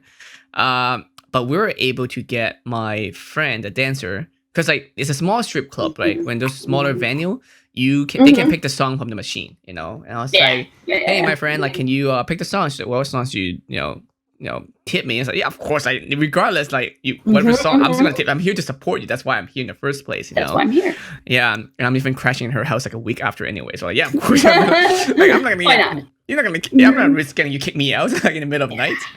Anyway, so yeah, we made her pick a song, and then we definitely made it rain, and the audience was super confused because you have all these younger people just like making it rain, causing a blast, causing a scene, but like having a blast.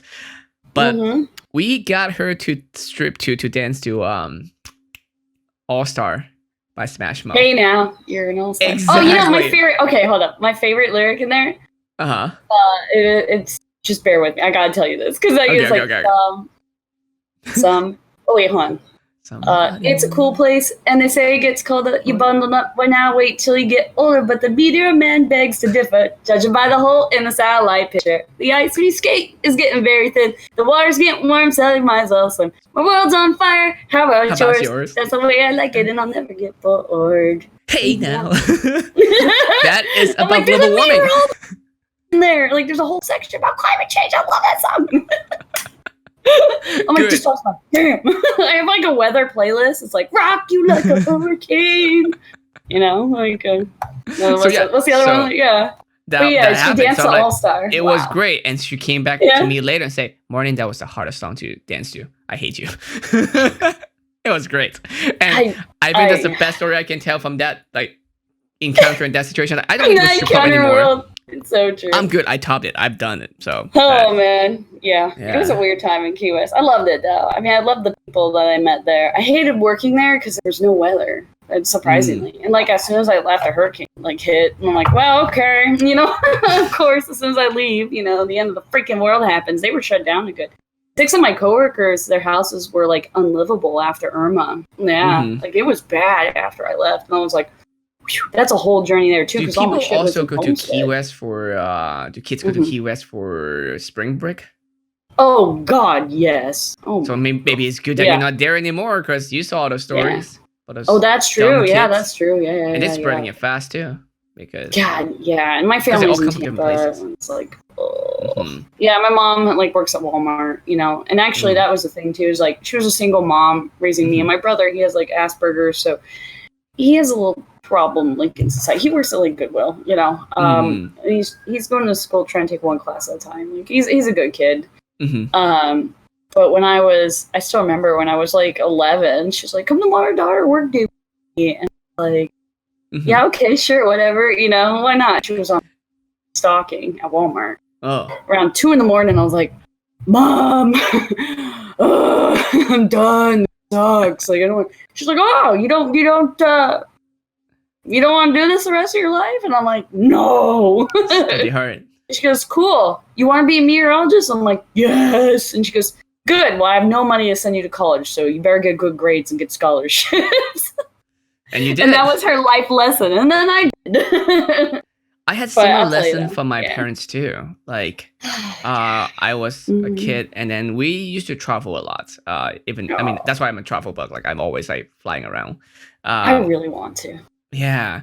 So, you know, to be honest, I'm kind of happy that I've done all of that. Like, again, it's one of those things where I'm looking back where my friends saying, like, dude, I'm living a life that I cannot see because I'm living it. But seeing from their perspective, it's like, well, it is kind of cool. So I've been traveling since I was like 3 years old. And one time we did go to Philippines, you know, and then we were doing this one thing was very cool where we get to go on a boat and then kind of like go on the rivers and look at pretty things. But then we're also seeing how hardworking people doing labor job there too. Yeah, very hardworking. And you know, like the wages are also lower there. So and I mean, they're doing so much hard work for like a few dollars, maybe not even, you know.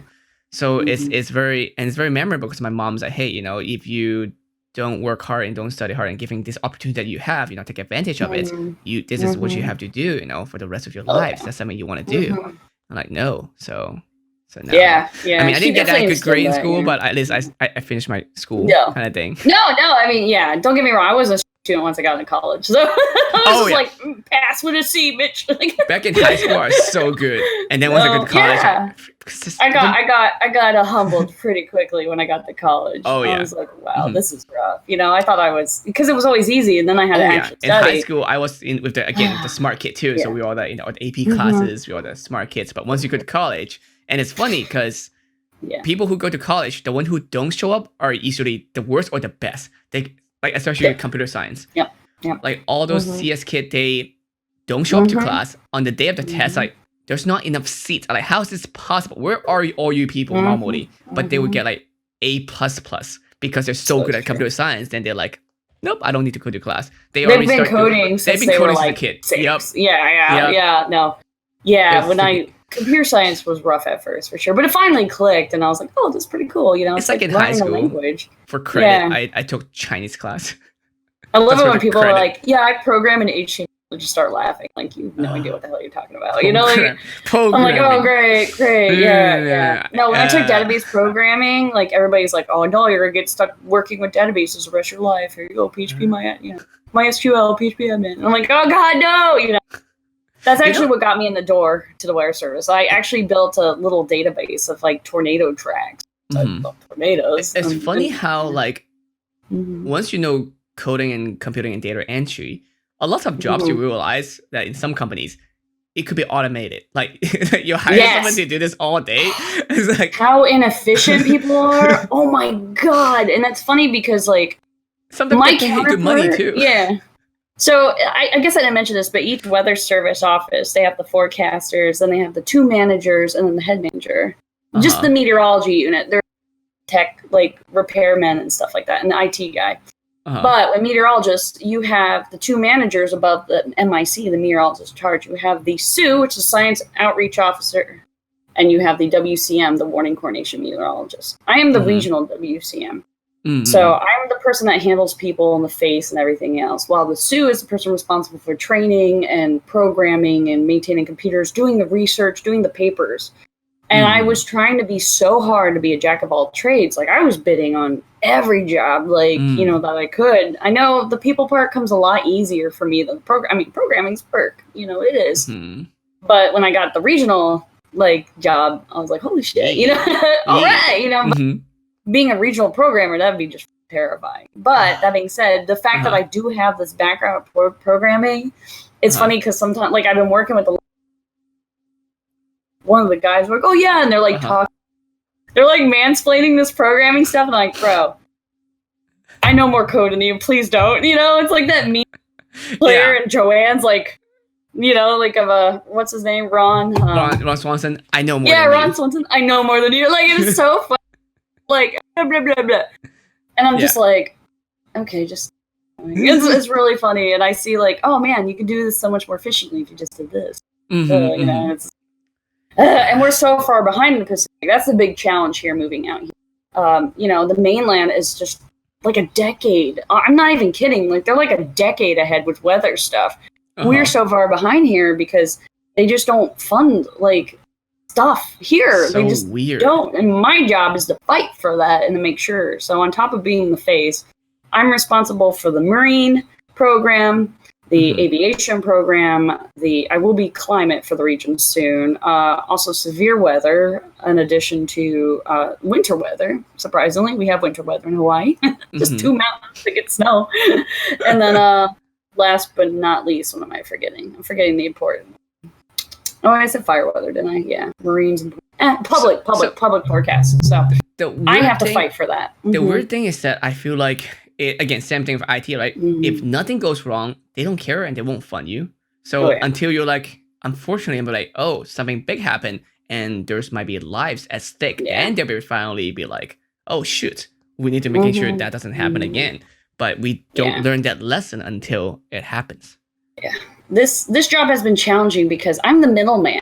I get it from the top and the bottom. I'm the one that's supposed to like go and look through these ideas, proposals, and things, and then offer them to the designated offices or places I think they would be better fit, or people who could give me more feedback on this. What do they think and things like that. And also I have to be like, like mother hen disciplinary, kind of like, okay, now you got too much on your plate, you can't start this, or no, you need to switch gears now, this is a dying project. I gotta be the bad guy too. So that has been weird for me for sure, because the last thing you want to do is discourage somebody who's been working on something for so long to try and improve it. And then you come along and be like, sorry, National says that's a no-go. Stop doing everything you've been working on the past 2 years, Yeah. And it's like, what I'm doing right now is like finding a way to redirect that creative energy and to like, hey, how about we get you on the national team and you can take what you've done and improve what they got, It's a lollipop. So, yeah, here's the lollipop. Now take your shot. Science is not a fast process, Some of the stuff there's things that, especially in physics world, like people work in lifetime that hopefully they'll get something. It's not even a promise. They could work 20 years just to prove one thing. And it's always like, I'm getting closer, because you never know when it's gonna, there's no deadline. You don't know exactly, or not deadline. You don't know exactly progress. You don't be like, oh, I'm exactly 80% in, 20 more percent, I'm done. Right. You can't see the light of the tunnel. Yeah, so you can't be like, I'm almost there. So anytime, that's where you get those like crazy scientists in movie where they get shut down, like Spider-Man, and then you just get Osborn in that situation. It's true. And then like I said, I definitely try to give a lot of people that are under that I'm in charge of validation, be like, hey, great job on that. I'm the kind of person to give that positive feedback. It was kind of like when I worked conventions and I ran like play tracks and stuff. Like I helped everybody else do what they wanted to do, and I was just there on the side, like, ooh, look at them all having fun, and then that's kind of like how I feel I am now. But that being said, I still have some people who are like, I mean, everybody has this in life. Everybody has those coworkers who are stuck in the mud. They're never gonna change. We can't do new things. We've been doing it this way. Why would we change? Like, and that is like the hardest. Yeah, and I like, don't. I want to make sure I don't become one of those. So I'm trying to be as logical as like give me facts and let me making sure like okay, maybe something need to change or something not. So I mean, I'm always been pretty like I'm honest unconventional and empathetic. And I don't ever make it like you make like you didn't get back to me on this, too damn bad. I'm like, hey, I understand you're busy and stuff, but next time can we try to do this a little bit sooner. I have people I have to answer to as well. So if you don't get back to me on these things, nothing can be done, And then I was like, you got to look at it from my shoes, It really puts me in a bad spot, And then some people are generally like, oh yeah, I'm not saying like you need to get back to me next time immediately. I'm not like put my foot down and they get defensive. I'm like, listen, I'm trying to do my best here. I'm new.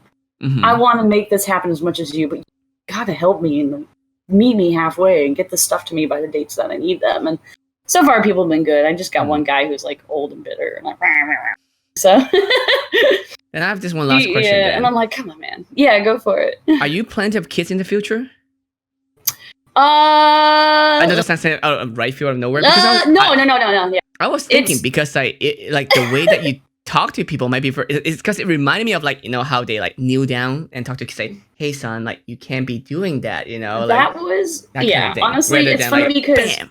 Yeah, Key West, not Key West. Well, Key West, I was a mess. But when I got to Goodland, I became like mother hen, like in Kansas. And I was like taking care of everybody and everything that was happening. And somebody gave me some advice on dealing with people. And he's like, you're working with these, grown men, and you're this like young hyper girl, and like just think of them as like bratty little kids. And I'm like,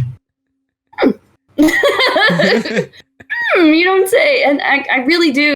Funny as it, and I don't mean this in a demeaning way to people, but when I start getting worked up and angry, I do think of them as like, like what would you do to calm like a kid down? You know what I mean? Like, and surprisingly, that tactic works very well in my opinion. You're not dismissing them, you're not making them feel bad, but at the same time, you're gonna put your foot down. I did teach Taekwondo to little ones. Way back in the day when I was in high school. You teach everything. I realize. Yeah, I know. Fuck, you name it. God, but I loved teaching kids when it was that was a huge thing too. So like when I did a lot of the outreach and stuff too, and I love children. I love children. I can't have any, but that's okay. I'm dealing with adult children all the time now. But me and Besto have talked, once we make sure that, his family immigrated here from like Cuba. So he got citizenship when I was 21, I want to say. And his family, they came over here and they've worked their whole life.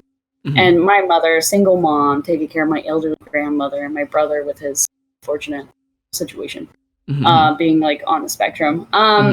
We want to make sure that we've taken care of them and all of their needs and everything else before we even entertain the idea of adopting. So, and that being said too, actually, mentor me in college. If it wasn't for his name is Dr. Rusher, if it wasn't for him, like I wouldn't be where I am today. He really like humbled me and brought me around to like how people should treat each other, and how to be an empathetic, nice person to people and care about them and show interest. And he had 4 and he adopted 8 children. That's like, that's a lot. Yeah. And he adopted older kids and kids. He adopted like, kids from different families and stuff. And like the family was so big and so loving. And like, I kind of had a dysfunctional family, I wasn't the easiest kid to deal with for sure. I was so independent, like I couldn't, I just did what I wanted to do. I always busted my butt doing what I wanted to do, and I was going to do it, and I needed hard. And it wasn't until really like, hitting college and being on my own and dealing with all these other people. Unfortunately, I had a shitty boyfriend too. So that kind of situation really put a lot of things in perspective, I mean, especially when you were growing up, like if you are, you work hard and you get rewarded for it. And then like, cause I am an only child. And then like, as you said, like high school, I was really, really good at doing school and all kinds of stuff. So I'm like, very like, this is my way and that is the way it is because it's working, and that kind of stuff. So it's really hard to humble you down, ground you.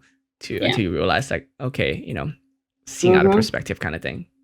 Right. It's always been me. I gotta do this, I gotta do this. Like I started working and like I got introduced to like his family and all his kids, and I was like, man, caring about other people is kind of nice. You know what I mean? So like my life and my perspective definitely kind of shifted, and I've definitely become more of a people person in a more like emotional way, which is what makes me good for this job. Because when things get bad, you don't want some like robot on TV being like, hello, so please, you're going to die. I'm going to be like, no. I'm in the mindset, this is what I would tell my brother, or this is what I would tell my best friend, the people I love, this is what I'm recommending they do, sort of thing. Like you bring that empathy in and you can communicate that very well. And if you give people the validation and tell them like, hey, thank you for doing that. I really appreciate you getting back to me. That was so helpful. Dale Carnegie, How to Win Friends, how to influence people and win friends or something like that. I can't remember the book. I remember. Fantastic. I've seen that book before, but I never read it yet. I highly recommend every human being to read it once. I read it like grounded again about like being a kind of person who's helping other people. As long as I'm helping other people, I generally feel purpose. You know what I mean? I like, and with the cosplay and the streaming and stuff like that, that can be a very like in your face kind of thing. You're gonna laugh, but like much. Oh my God, I hated when I got. I mean, it's a popularity. It's a adult popularity contest that's not in high school anymore. Right. Yeah. And I wasn't a popular kid in high school, so like getting all that attention at first was super overwhelming. Almost everyone in the cosplay industry was not a popular kid in high school.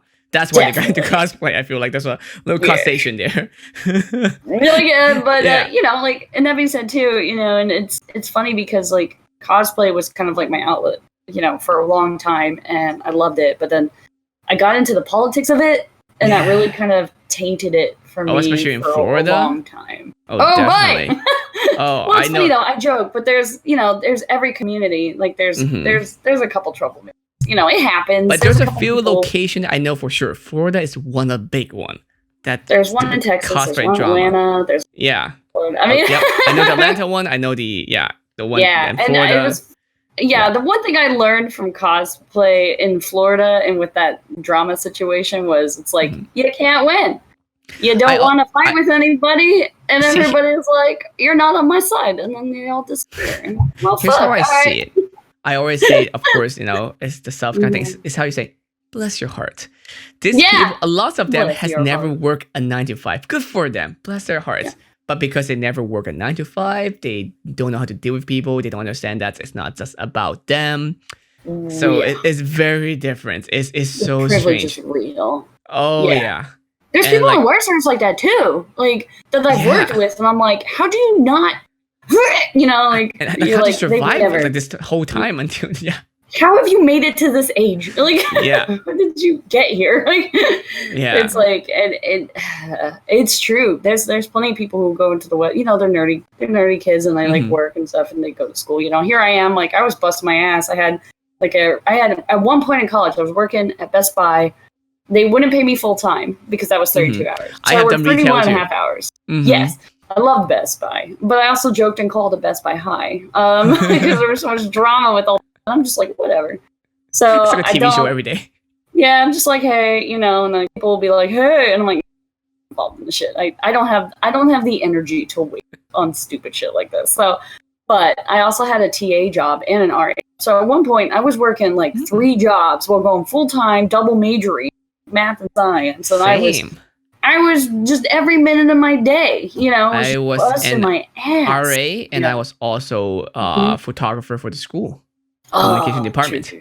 So I was running around. And being RA is really rewarding, but it is very tiring because you go to school, which is supposedly your full-time job, but then you come back from class, you're like, I'm still at work. This space that I live in, it's my office. At any time, someone can knock on your door, and which they do, and then you're like, oh, yep, I guess I have to take care of this now. Yeah, it's just constant. Yeah, and like during I just kept going and going and going, and then when I got Key West and I got the Key West job, my schedule kept switching every week, and that really messed me up. But I felt like I was being lazy because I wasn't doing extra stuff, so I pushed myself super. I had that work ethic still built in me. So instead of just focusing on meteorology, I was like, I need to do. So I put like monstrous amount of time in cosplay and everything else and streaming, and that's good. And then I finally realized, well, now I'm tired. And I still have quite a bit of energy, but not enough to keep going at the level I was. And that being said, not for unnecessary bullshit, at least. Right, exactly. And that was the problem too. Is like I mean. It's amazing, like how serious people can take things. I understand, like at Best Buy too, there was a lot of drama because some of those people, it was their job, it's what they planned on doing the rest of their life, and so like everything was super serious to them. There was no they were like, oh, I'm gonna get fired. There's no protection. There's no union like the weather service has or something like that. And there was a union service for that. There is a union in the weather service. I am now management. But I can't be in it anymore. But I was in it, for many years. It's pretty cool. Like before I got here, Elizabeth Warren did this whole video to the Weather Service, union after Sharpie Gate and everything. She sent us a video, and we all got the video, and I was like, somebody recognized us, We're important. I know some people hate unions, but I mean, honestly, the union for the Weather Service, there's some compromises that had to be made, but they've done things. They've kept jobs, and they've minimized us going private, which, and honestly, as economists, there's so many aspects. When it comes to union and stuff like that, people always like, oh, it's because of this and that. But there's so many different types of unions, and there's good ones or bad ones. Like I feel like for those kind of service, I feel like it's necessary, but especially educational ones. But for services like no service, like entertainment industry, it's really weird and very strange. Because I'm in their entertainment industry a little bit too, so it's weird when we have to hire it sometimes when we do a production too, like if we hire a certain union actor actress, then it might change the whole thing. Then you can not able to hire someone else now, or you have to hire someone else, or you have to go full union or no union, or some of them is required that you have to have certain amounts of union members regardless of good and bad. So it's like then it also become political, and then dramas, and there's favoritism. It's a whole mess. I the wire service union isn't that demanding or anything. If you have a problem with your management team and it's not getting resolved, then you reach out to the union and be like, hey, this is the problem. We need to work on this. We didn't talk about it. It is. It is what it is. But there's still, it's funny too, because the parallels between like my career now and like my, I guess, mini part-time cosplay career, I guess, whatever you want to call it. You still have the people who are like ladder climber kind of people, you know what I mean? Like, it's really weird like when every industry, yeah, it's funny because when I got this job in Pacific Region, because it's literally like a 4-step jump for me. It's huge. It was a huge opportunity, and I'm still like, I know exactly how I work my ass off, and I worked in DC on 2 separate projects, one programming and one like campaign, but national it's still campaign. amazing, right? Right, it came out great, and I've worked, but I got networked, and I got and I put the hard work. And I bust my ass. I took time off from cosplay and streaming to work on my health and my career, and look at me now. You know what I mean? I redirected that energy, but it was really funny. Like, when I got this job, like, it hadn't been announced publicly yet, but my management team knew, and we had this conference that we held, like a little Midwest one. And it was so funny. People were coming up to me like, "Liz, it's so great to meet you. Hey, can I use you as a reference?" And I'm like, "What's your name?" Like, who are you? You know, and it was really uncomfortable. And then like one of the lead forecasters were like, "Huh, you made it big now." It was pretty funny watching all those people try to kiss your ass, you know. And I was like, "What are you talking about?" And then all of a sudden I was like, "Yeah, you know, like I actually have influence now, like in, influence, I guess. Influencer in that space. I'm an influencer in the weather space now. I can make things happen now. Yeah. And I'm glad that I'm doing it on a regional level. And I think it's funny because I was really scared at first, like, oh, am I going to be able to do this? You know, I'm so young. I have no headquarters training or management training. I'm jumping right into this, you know. And Best was like, "Man, if AOC can fucking get her job, you're going to be fine." He's like, "They hired you because they know you're capable of doing it. Like, that's awesome. And you're able to prove it, like, and that's great. I've been kicking butt. It's so funny. So, yeah, I've been doing very well in the job, and I really like it. And, even though I don't have those crazy phone calls with life's on the line, well, no, technically I do, actually. Yeah, I technically still do. But it's a different feeling. You know what I mean? I'm not in the hot seat of drama and Radar anymore, which Radar was great. Hands down. I loved Radar. And I definitely plan on going out and chasing. Hint, hint. Yeah. Don't worry. I know what I'm doing. Yeah. just trust me to put your life in my hands. You know, like, I won't you. I really want to try someday because, again, that feelings, I feel like it's something that I have to experience. It's hard to describe. Oh God, yeah, it's so amazing. I wish every person could experience it. It's just beautiful. It's like as I said, it's beautiful. You know? It's, again, make you more humble. It's That's what I love about weather too. Ultimate non-discriminator. It doesn't care who you are. Oh yeah, it's good. You up the same as everybody else. Exactly. It's like, hi there. I don't care what you are. Yeah.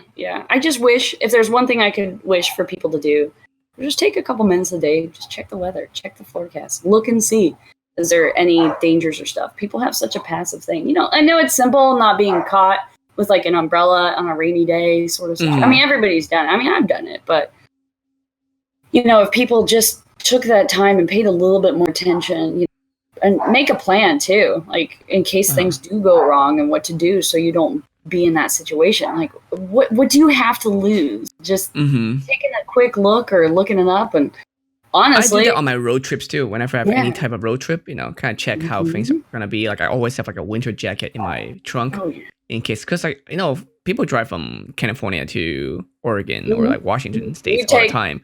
I-70. Yeah, right across. And then you can suddenly get like a snowstorm, and then you trap. So and it's funny actually because we had like perfect weather. We had a dust storm one day, and then like it was crazy. Like within 2 days, there was no weather, clear sky, no snow on the ground. Next day, it was like 6 inches. Oh, and they tried, and people weren't really paying attention to weather, and they block off all the roads and everything. 20-year-old kid just drove around the barricade and then got lost. And he called 911 and he freaked out, which apparently this is a thing people do.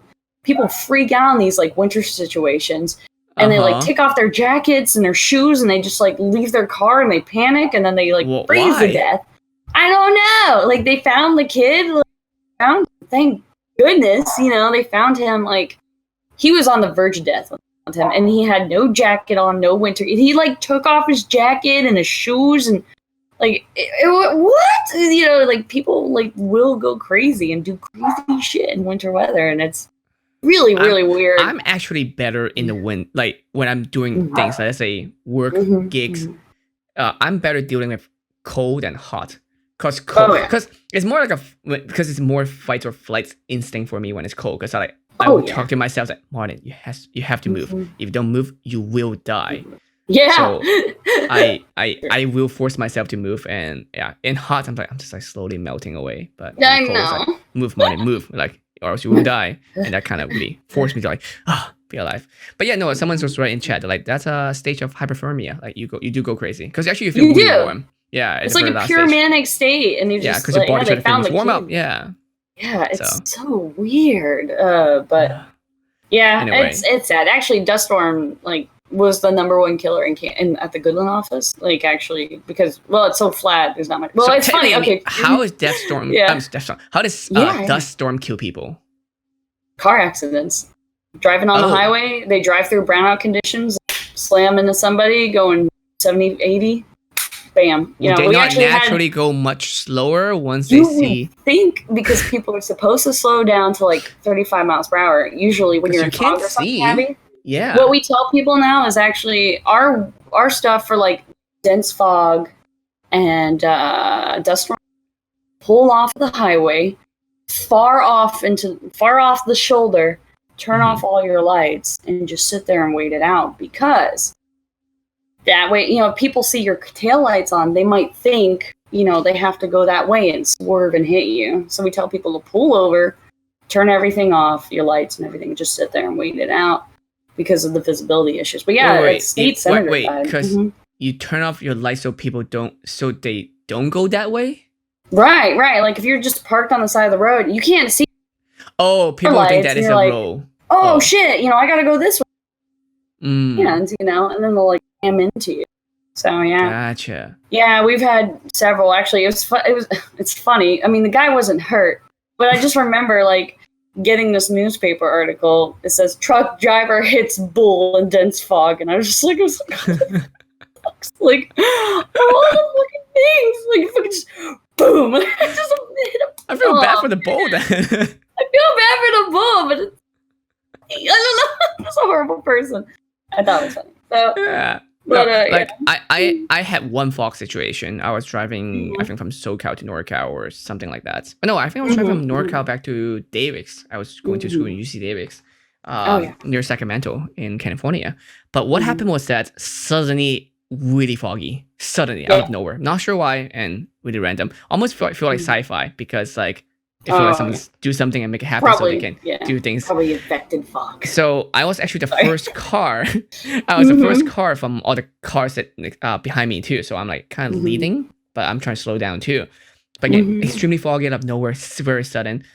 And then I already drive slower, but suddenly I have a hard brake because there is a truck on its side. Completely, and it came up. It feels like it come up nowhere, you know. And suddenly it's a little bit more clear, but then you still like, dude, like if I wasn't going slower, I would hit that lay down truck completely. Yeah, and I'm sure there's other cars that would have hit that. I'm glad that other cars see me slow down, that they kind of slow down too. So I have to drive around the truck, and it's like on a 6-lane highway. I drive around it, and I was able to keep going. So I'm the first one who got out of it, you know. But I'm sure every car after me gonna be completely slowed down now.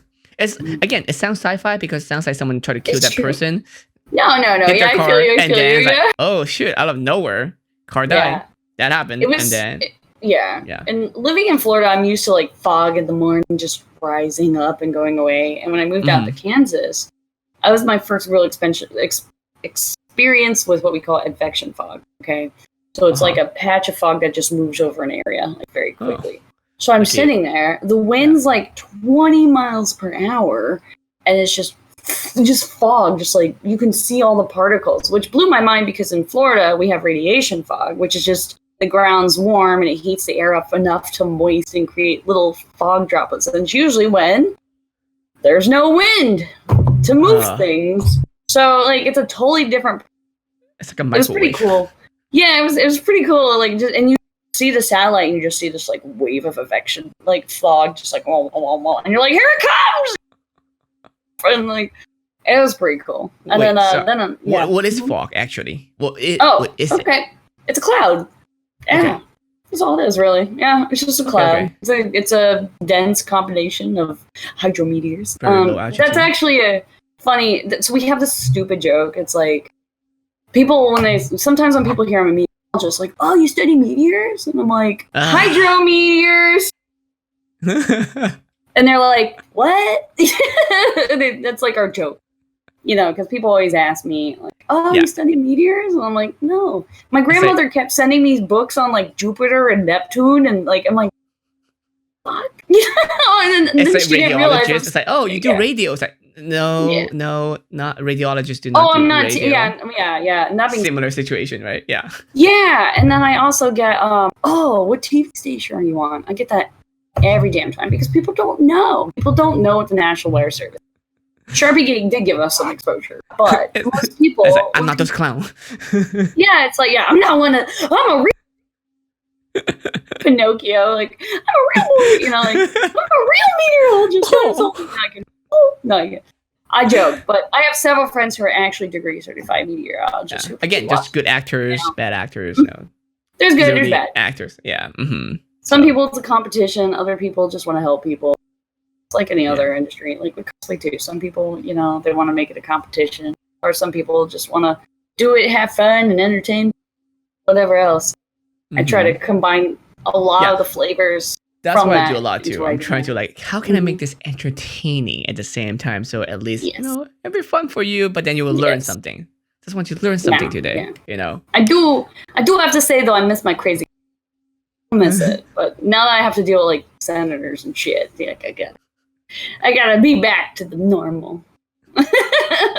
You had crazy hair before. Yeah, I remember. Yeah, they don't care. Yeah, and actually, it was a great conversation starter. Whenever I had to go do storm surveys. In my head, it's like all those like boring people who wear suits. So it's good. They would call and be like, "Can I talk to the girl with the purple hair?" I'm like, "It's green now." Oh, that's cool. The kids loved it too. Yeah, it was definitely. Man, it made talking to kids so much easier. It'd be like, "Why's your hair purple?" I was like, I got in a fight with a unicorn and punched me so hard that my hair turned. That's what my housemate too. My housemate was teaching pre-kindergarten, I think, or something like that. But yeah, she has purple hair, so she was like, "Yeah, I'm friends with the unicorn lady or whatever, and she give you magical power, and I'll share the power of you if you behave, that kind of thing." Yeah, anyway, I might just go back to all to have fun. I probably should. I do it. But this has been fun. This has been fun. Dude, appreciate it. It's been you're actually it's not a competition, but you are the longest podcast I have so far. Oh, yeah. Sorry. No, I enjoy it. I feel bad because I'm like, oh no, am I keeping her? Like, is she gonna be like, dude, you're wasting so much of my time talking about rain and shit. I'll have you know, I took a shower before this and I shaved my legs. I was so ready for this interview. So ready. Me too. I have shaved my legs, but not for this. But I didn't shave my legs for this. I just, felt like shaving my legs. Because I'm turning into a fucking Yeti with quarantine. I'm not gonna lie. Everyone can be, it should be fine. No, but quarantine situation. I have seen. I just saw someone post on Imager yesterday, and she didn't know her husband is having a conference call, but it's minimized, so she didn't know the camera's on, so he was just running around naked. No. I was actually on a call the other day, and I didn't have my backdrop here. And I had a table right behind me, and my bra's just sitting on it. And I'm sitting there talking with a couple guys. I'm like, nodding, and Ernesto looks, I look over, and there's Besto, and he's like, and I'm like, what? I'm like, excuse me one second, gentlemen. And I mute my thing. I'm back. So continue, gentlemen. I don't even know if they noticed, but it was like right there, big old push-up bra, like. That's a secret. It's a very fun, very interesting time for all this happening. Yeah. Oh yeah, it's been fun. I've heard children like screaming and dogs, birds, and I was talking to Trish yesterday, and she was saying that her kids sometimes will run in, but like you have to, like, it's understandable because you Yeah. know my little Oh, human is gonna be much more yeah, important yeah. than what's going on right now. If they're like get a cut or something, it's like, I Right. gotta go. You know. I'll have to send it to you. There's this fantastic article that I read that it's not teleworking. Like, don't be hard on people teleworking because their kids are at home too. It's not a typical telework situation because they're like, no Hmm. childcare, none of this, none of that. Work Hmm. only and but people have to take care of kids and Yeah. everything else. So it was a really nice article, kind of stressing on the empathy side of like how difficult this is for everybody and It completely is. out of the norm. So I just have 2 feral children, and whenever they jump up on my lap, everybody's like, "Oh, kitty!" We like lose the intention, and we all start showing our animals. Like, I hey, saw a post too. They were like, "Don't apologize yeah, if your cat show up. Everyone wants to see the kitty." yeah, it's so true. Every time we're like, "Oh, so cute," We're like some I summon photos. cats in on the stream sometimes too. Like, it's not my cats, Mm-hmm, but like mm-hmm. my housemate have cats, and there's Oh toys I yeah. can play with, and they'll instantly show up. But anyway, Mm-hmm, mm-hmm, again, I don't want to mm-hmm. keep you. Thank No you so much worries, no for being worries. on the Yeah, stream. If people yeah. want to find you or like learn more about you, where should they go about to do that? Um, I know you're like that's a good. debating like, I'm which, like eyeballs crisscross. Yeah. If you like my cosplay stuff, I'm Leaping. If you want to check out my cosplay streaming, Leaping Lizard Cosplay.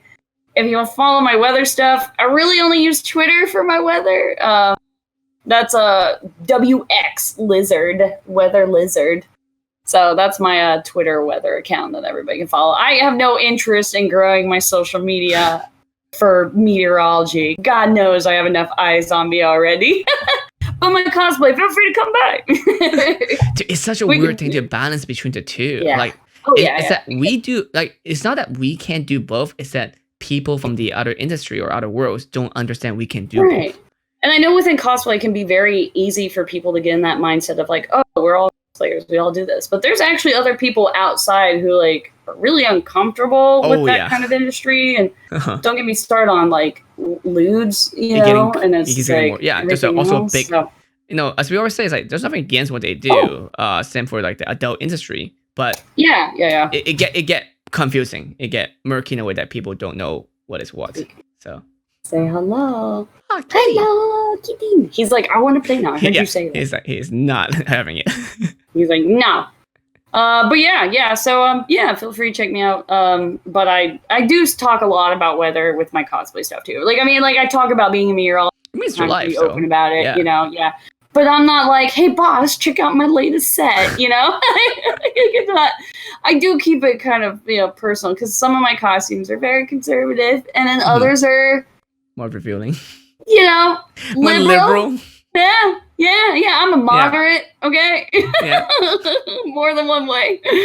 But yeah, I'm actually, I now that I have this job though, I'm being very conservative for the future. So forever probably, which is sad, but it's okay. It's weird. It's still like, I don't think it should be.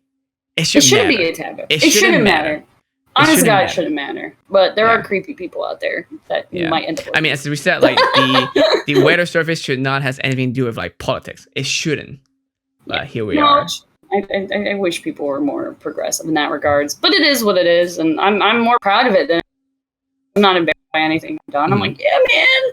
When I'm like 90, I'm gonna be like, yep. Oh, and I was talking to Linda Vampy Bimmy after the stream on Tuesday, and sometimes it's not for. Like most of the time, it's not for others. It's actually for yourself. It's so empowering. That's what I love about cosplay photographers too. It's like you make me feel good about myself. You know what I mean? When they take a picture and they send it to me and they show, and I'm just like, wow, that's me. Holy crap! Like, thank you. It's just such a, it's such a good feeling. I mean, once I did my first, like, I was like, oh, this is so cool. But at the same time, as you know. I could care less if anybody ever gets a photo back to me. If they don't like it, whatever. I tell people too, like, when it comes to like lingerie photos or boudoir, it's not sexy. It's not just a look; it's a feel. And for everybody wants to feel powerful, strong, or attractive, and comfortable in your own body. Like yeah. Oh yeah, it definitely helped me immensely, especially being like a nerdy, kind of like geeky person who was like, my ankles are showing, like, it is what it is. So, but I'm not about to walk into work though, I'll deck out. Hello, boys. Hello. Let's make it rain. Let me tell you about the weather. Exactly. No. All right. I might Well, cross ones. But yeah. thank Thanks you everybody for for watching. watching, listening, or wherever you are. Hopefully, you learned something today because I definitely have, and I had a Yes. blast. So yeah, Yeah, thank you so for much for sure. joining. Thank you for following, subbing, or even joining my Patreon and everything. Thank you so much. No problem. You can find me on Modern One Photos. Not so no S. Modern One Photo on most things. So come check it out, and I'll see you all next time, guys. Bye.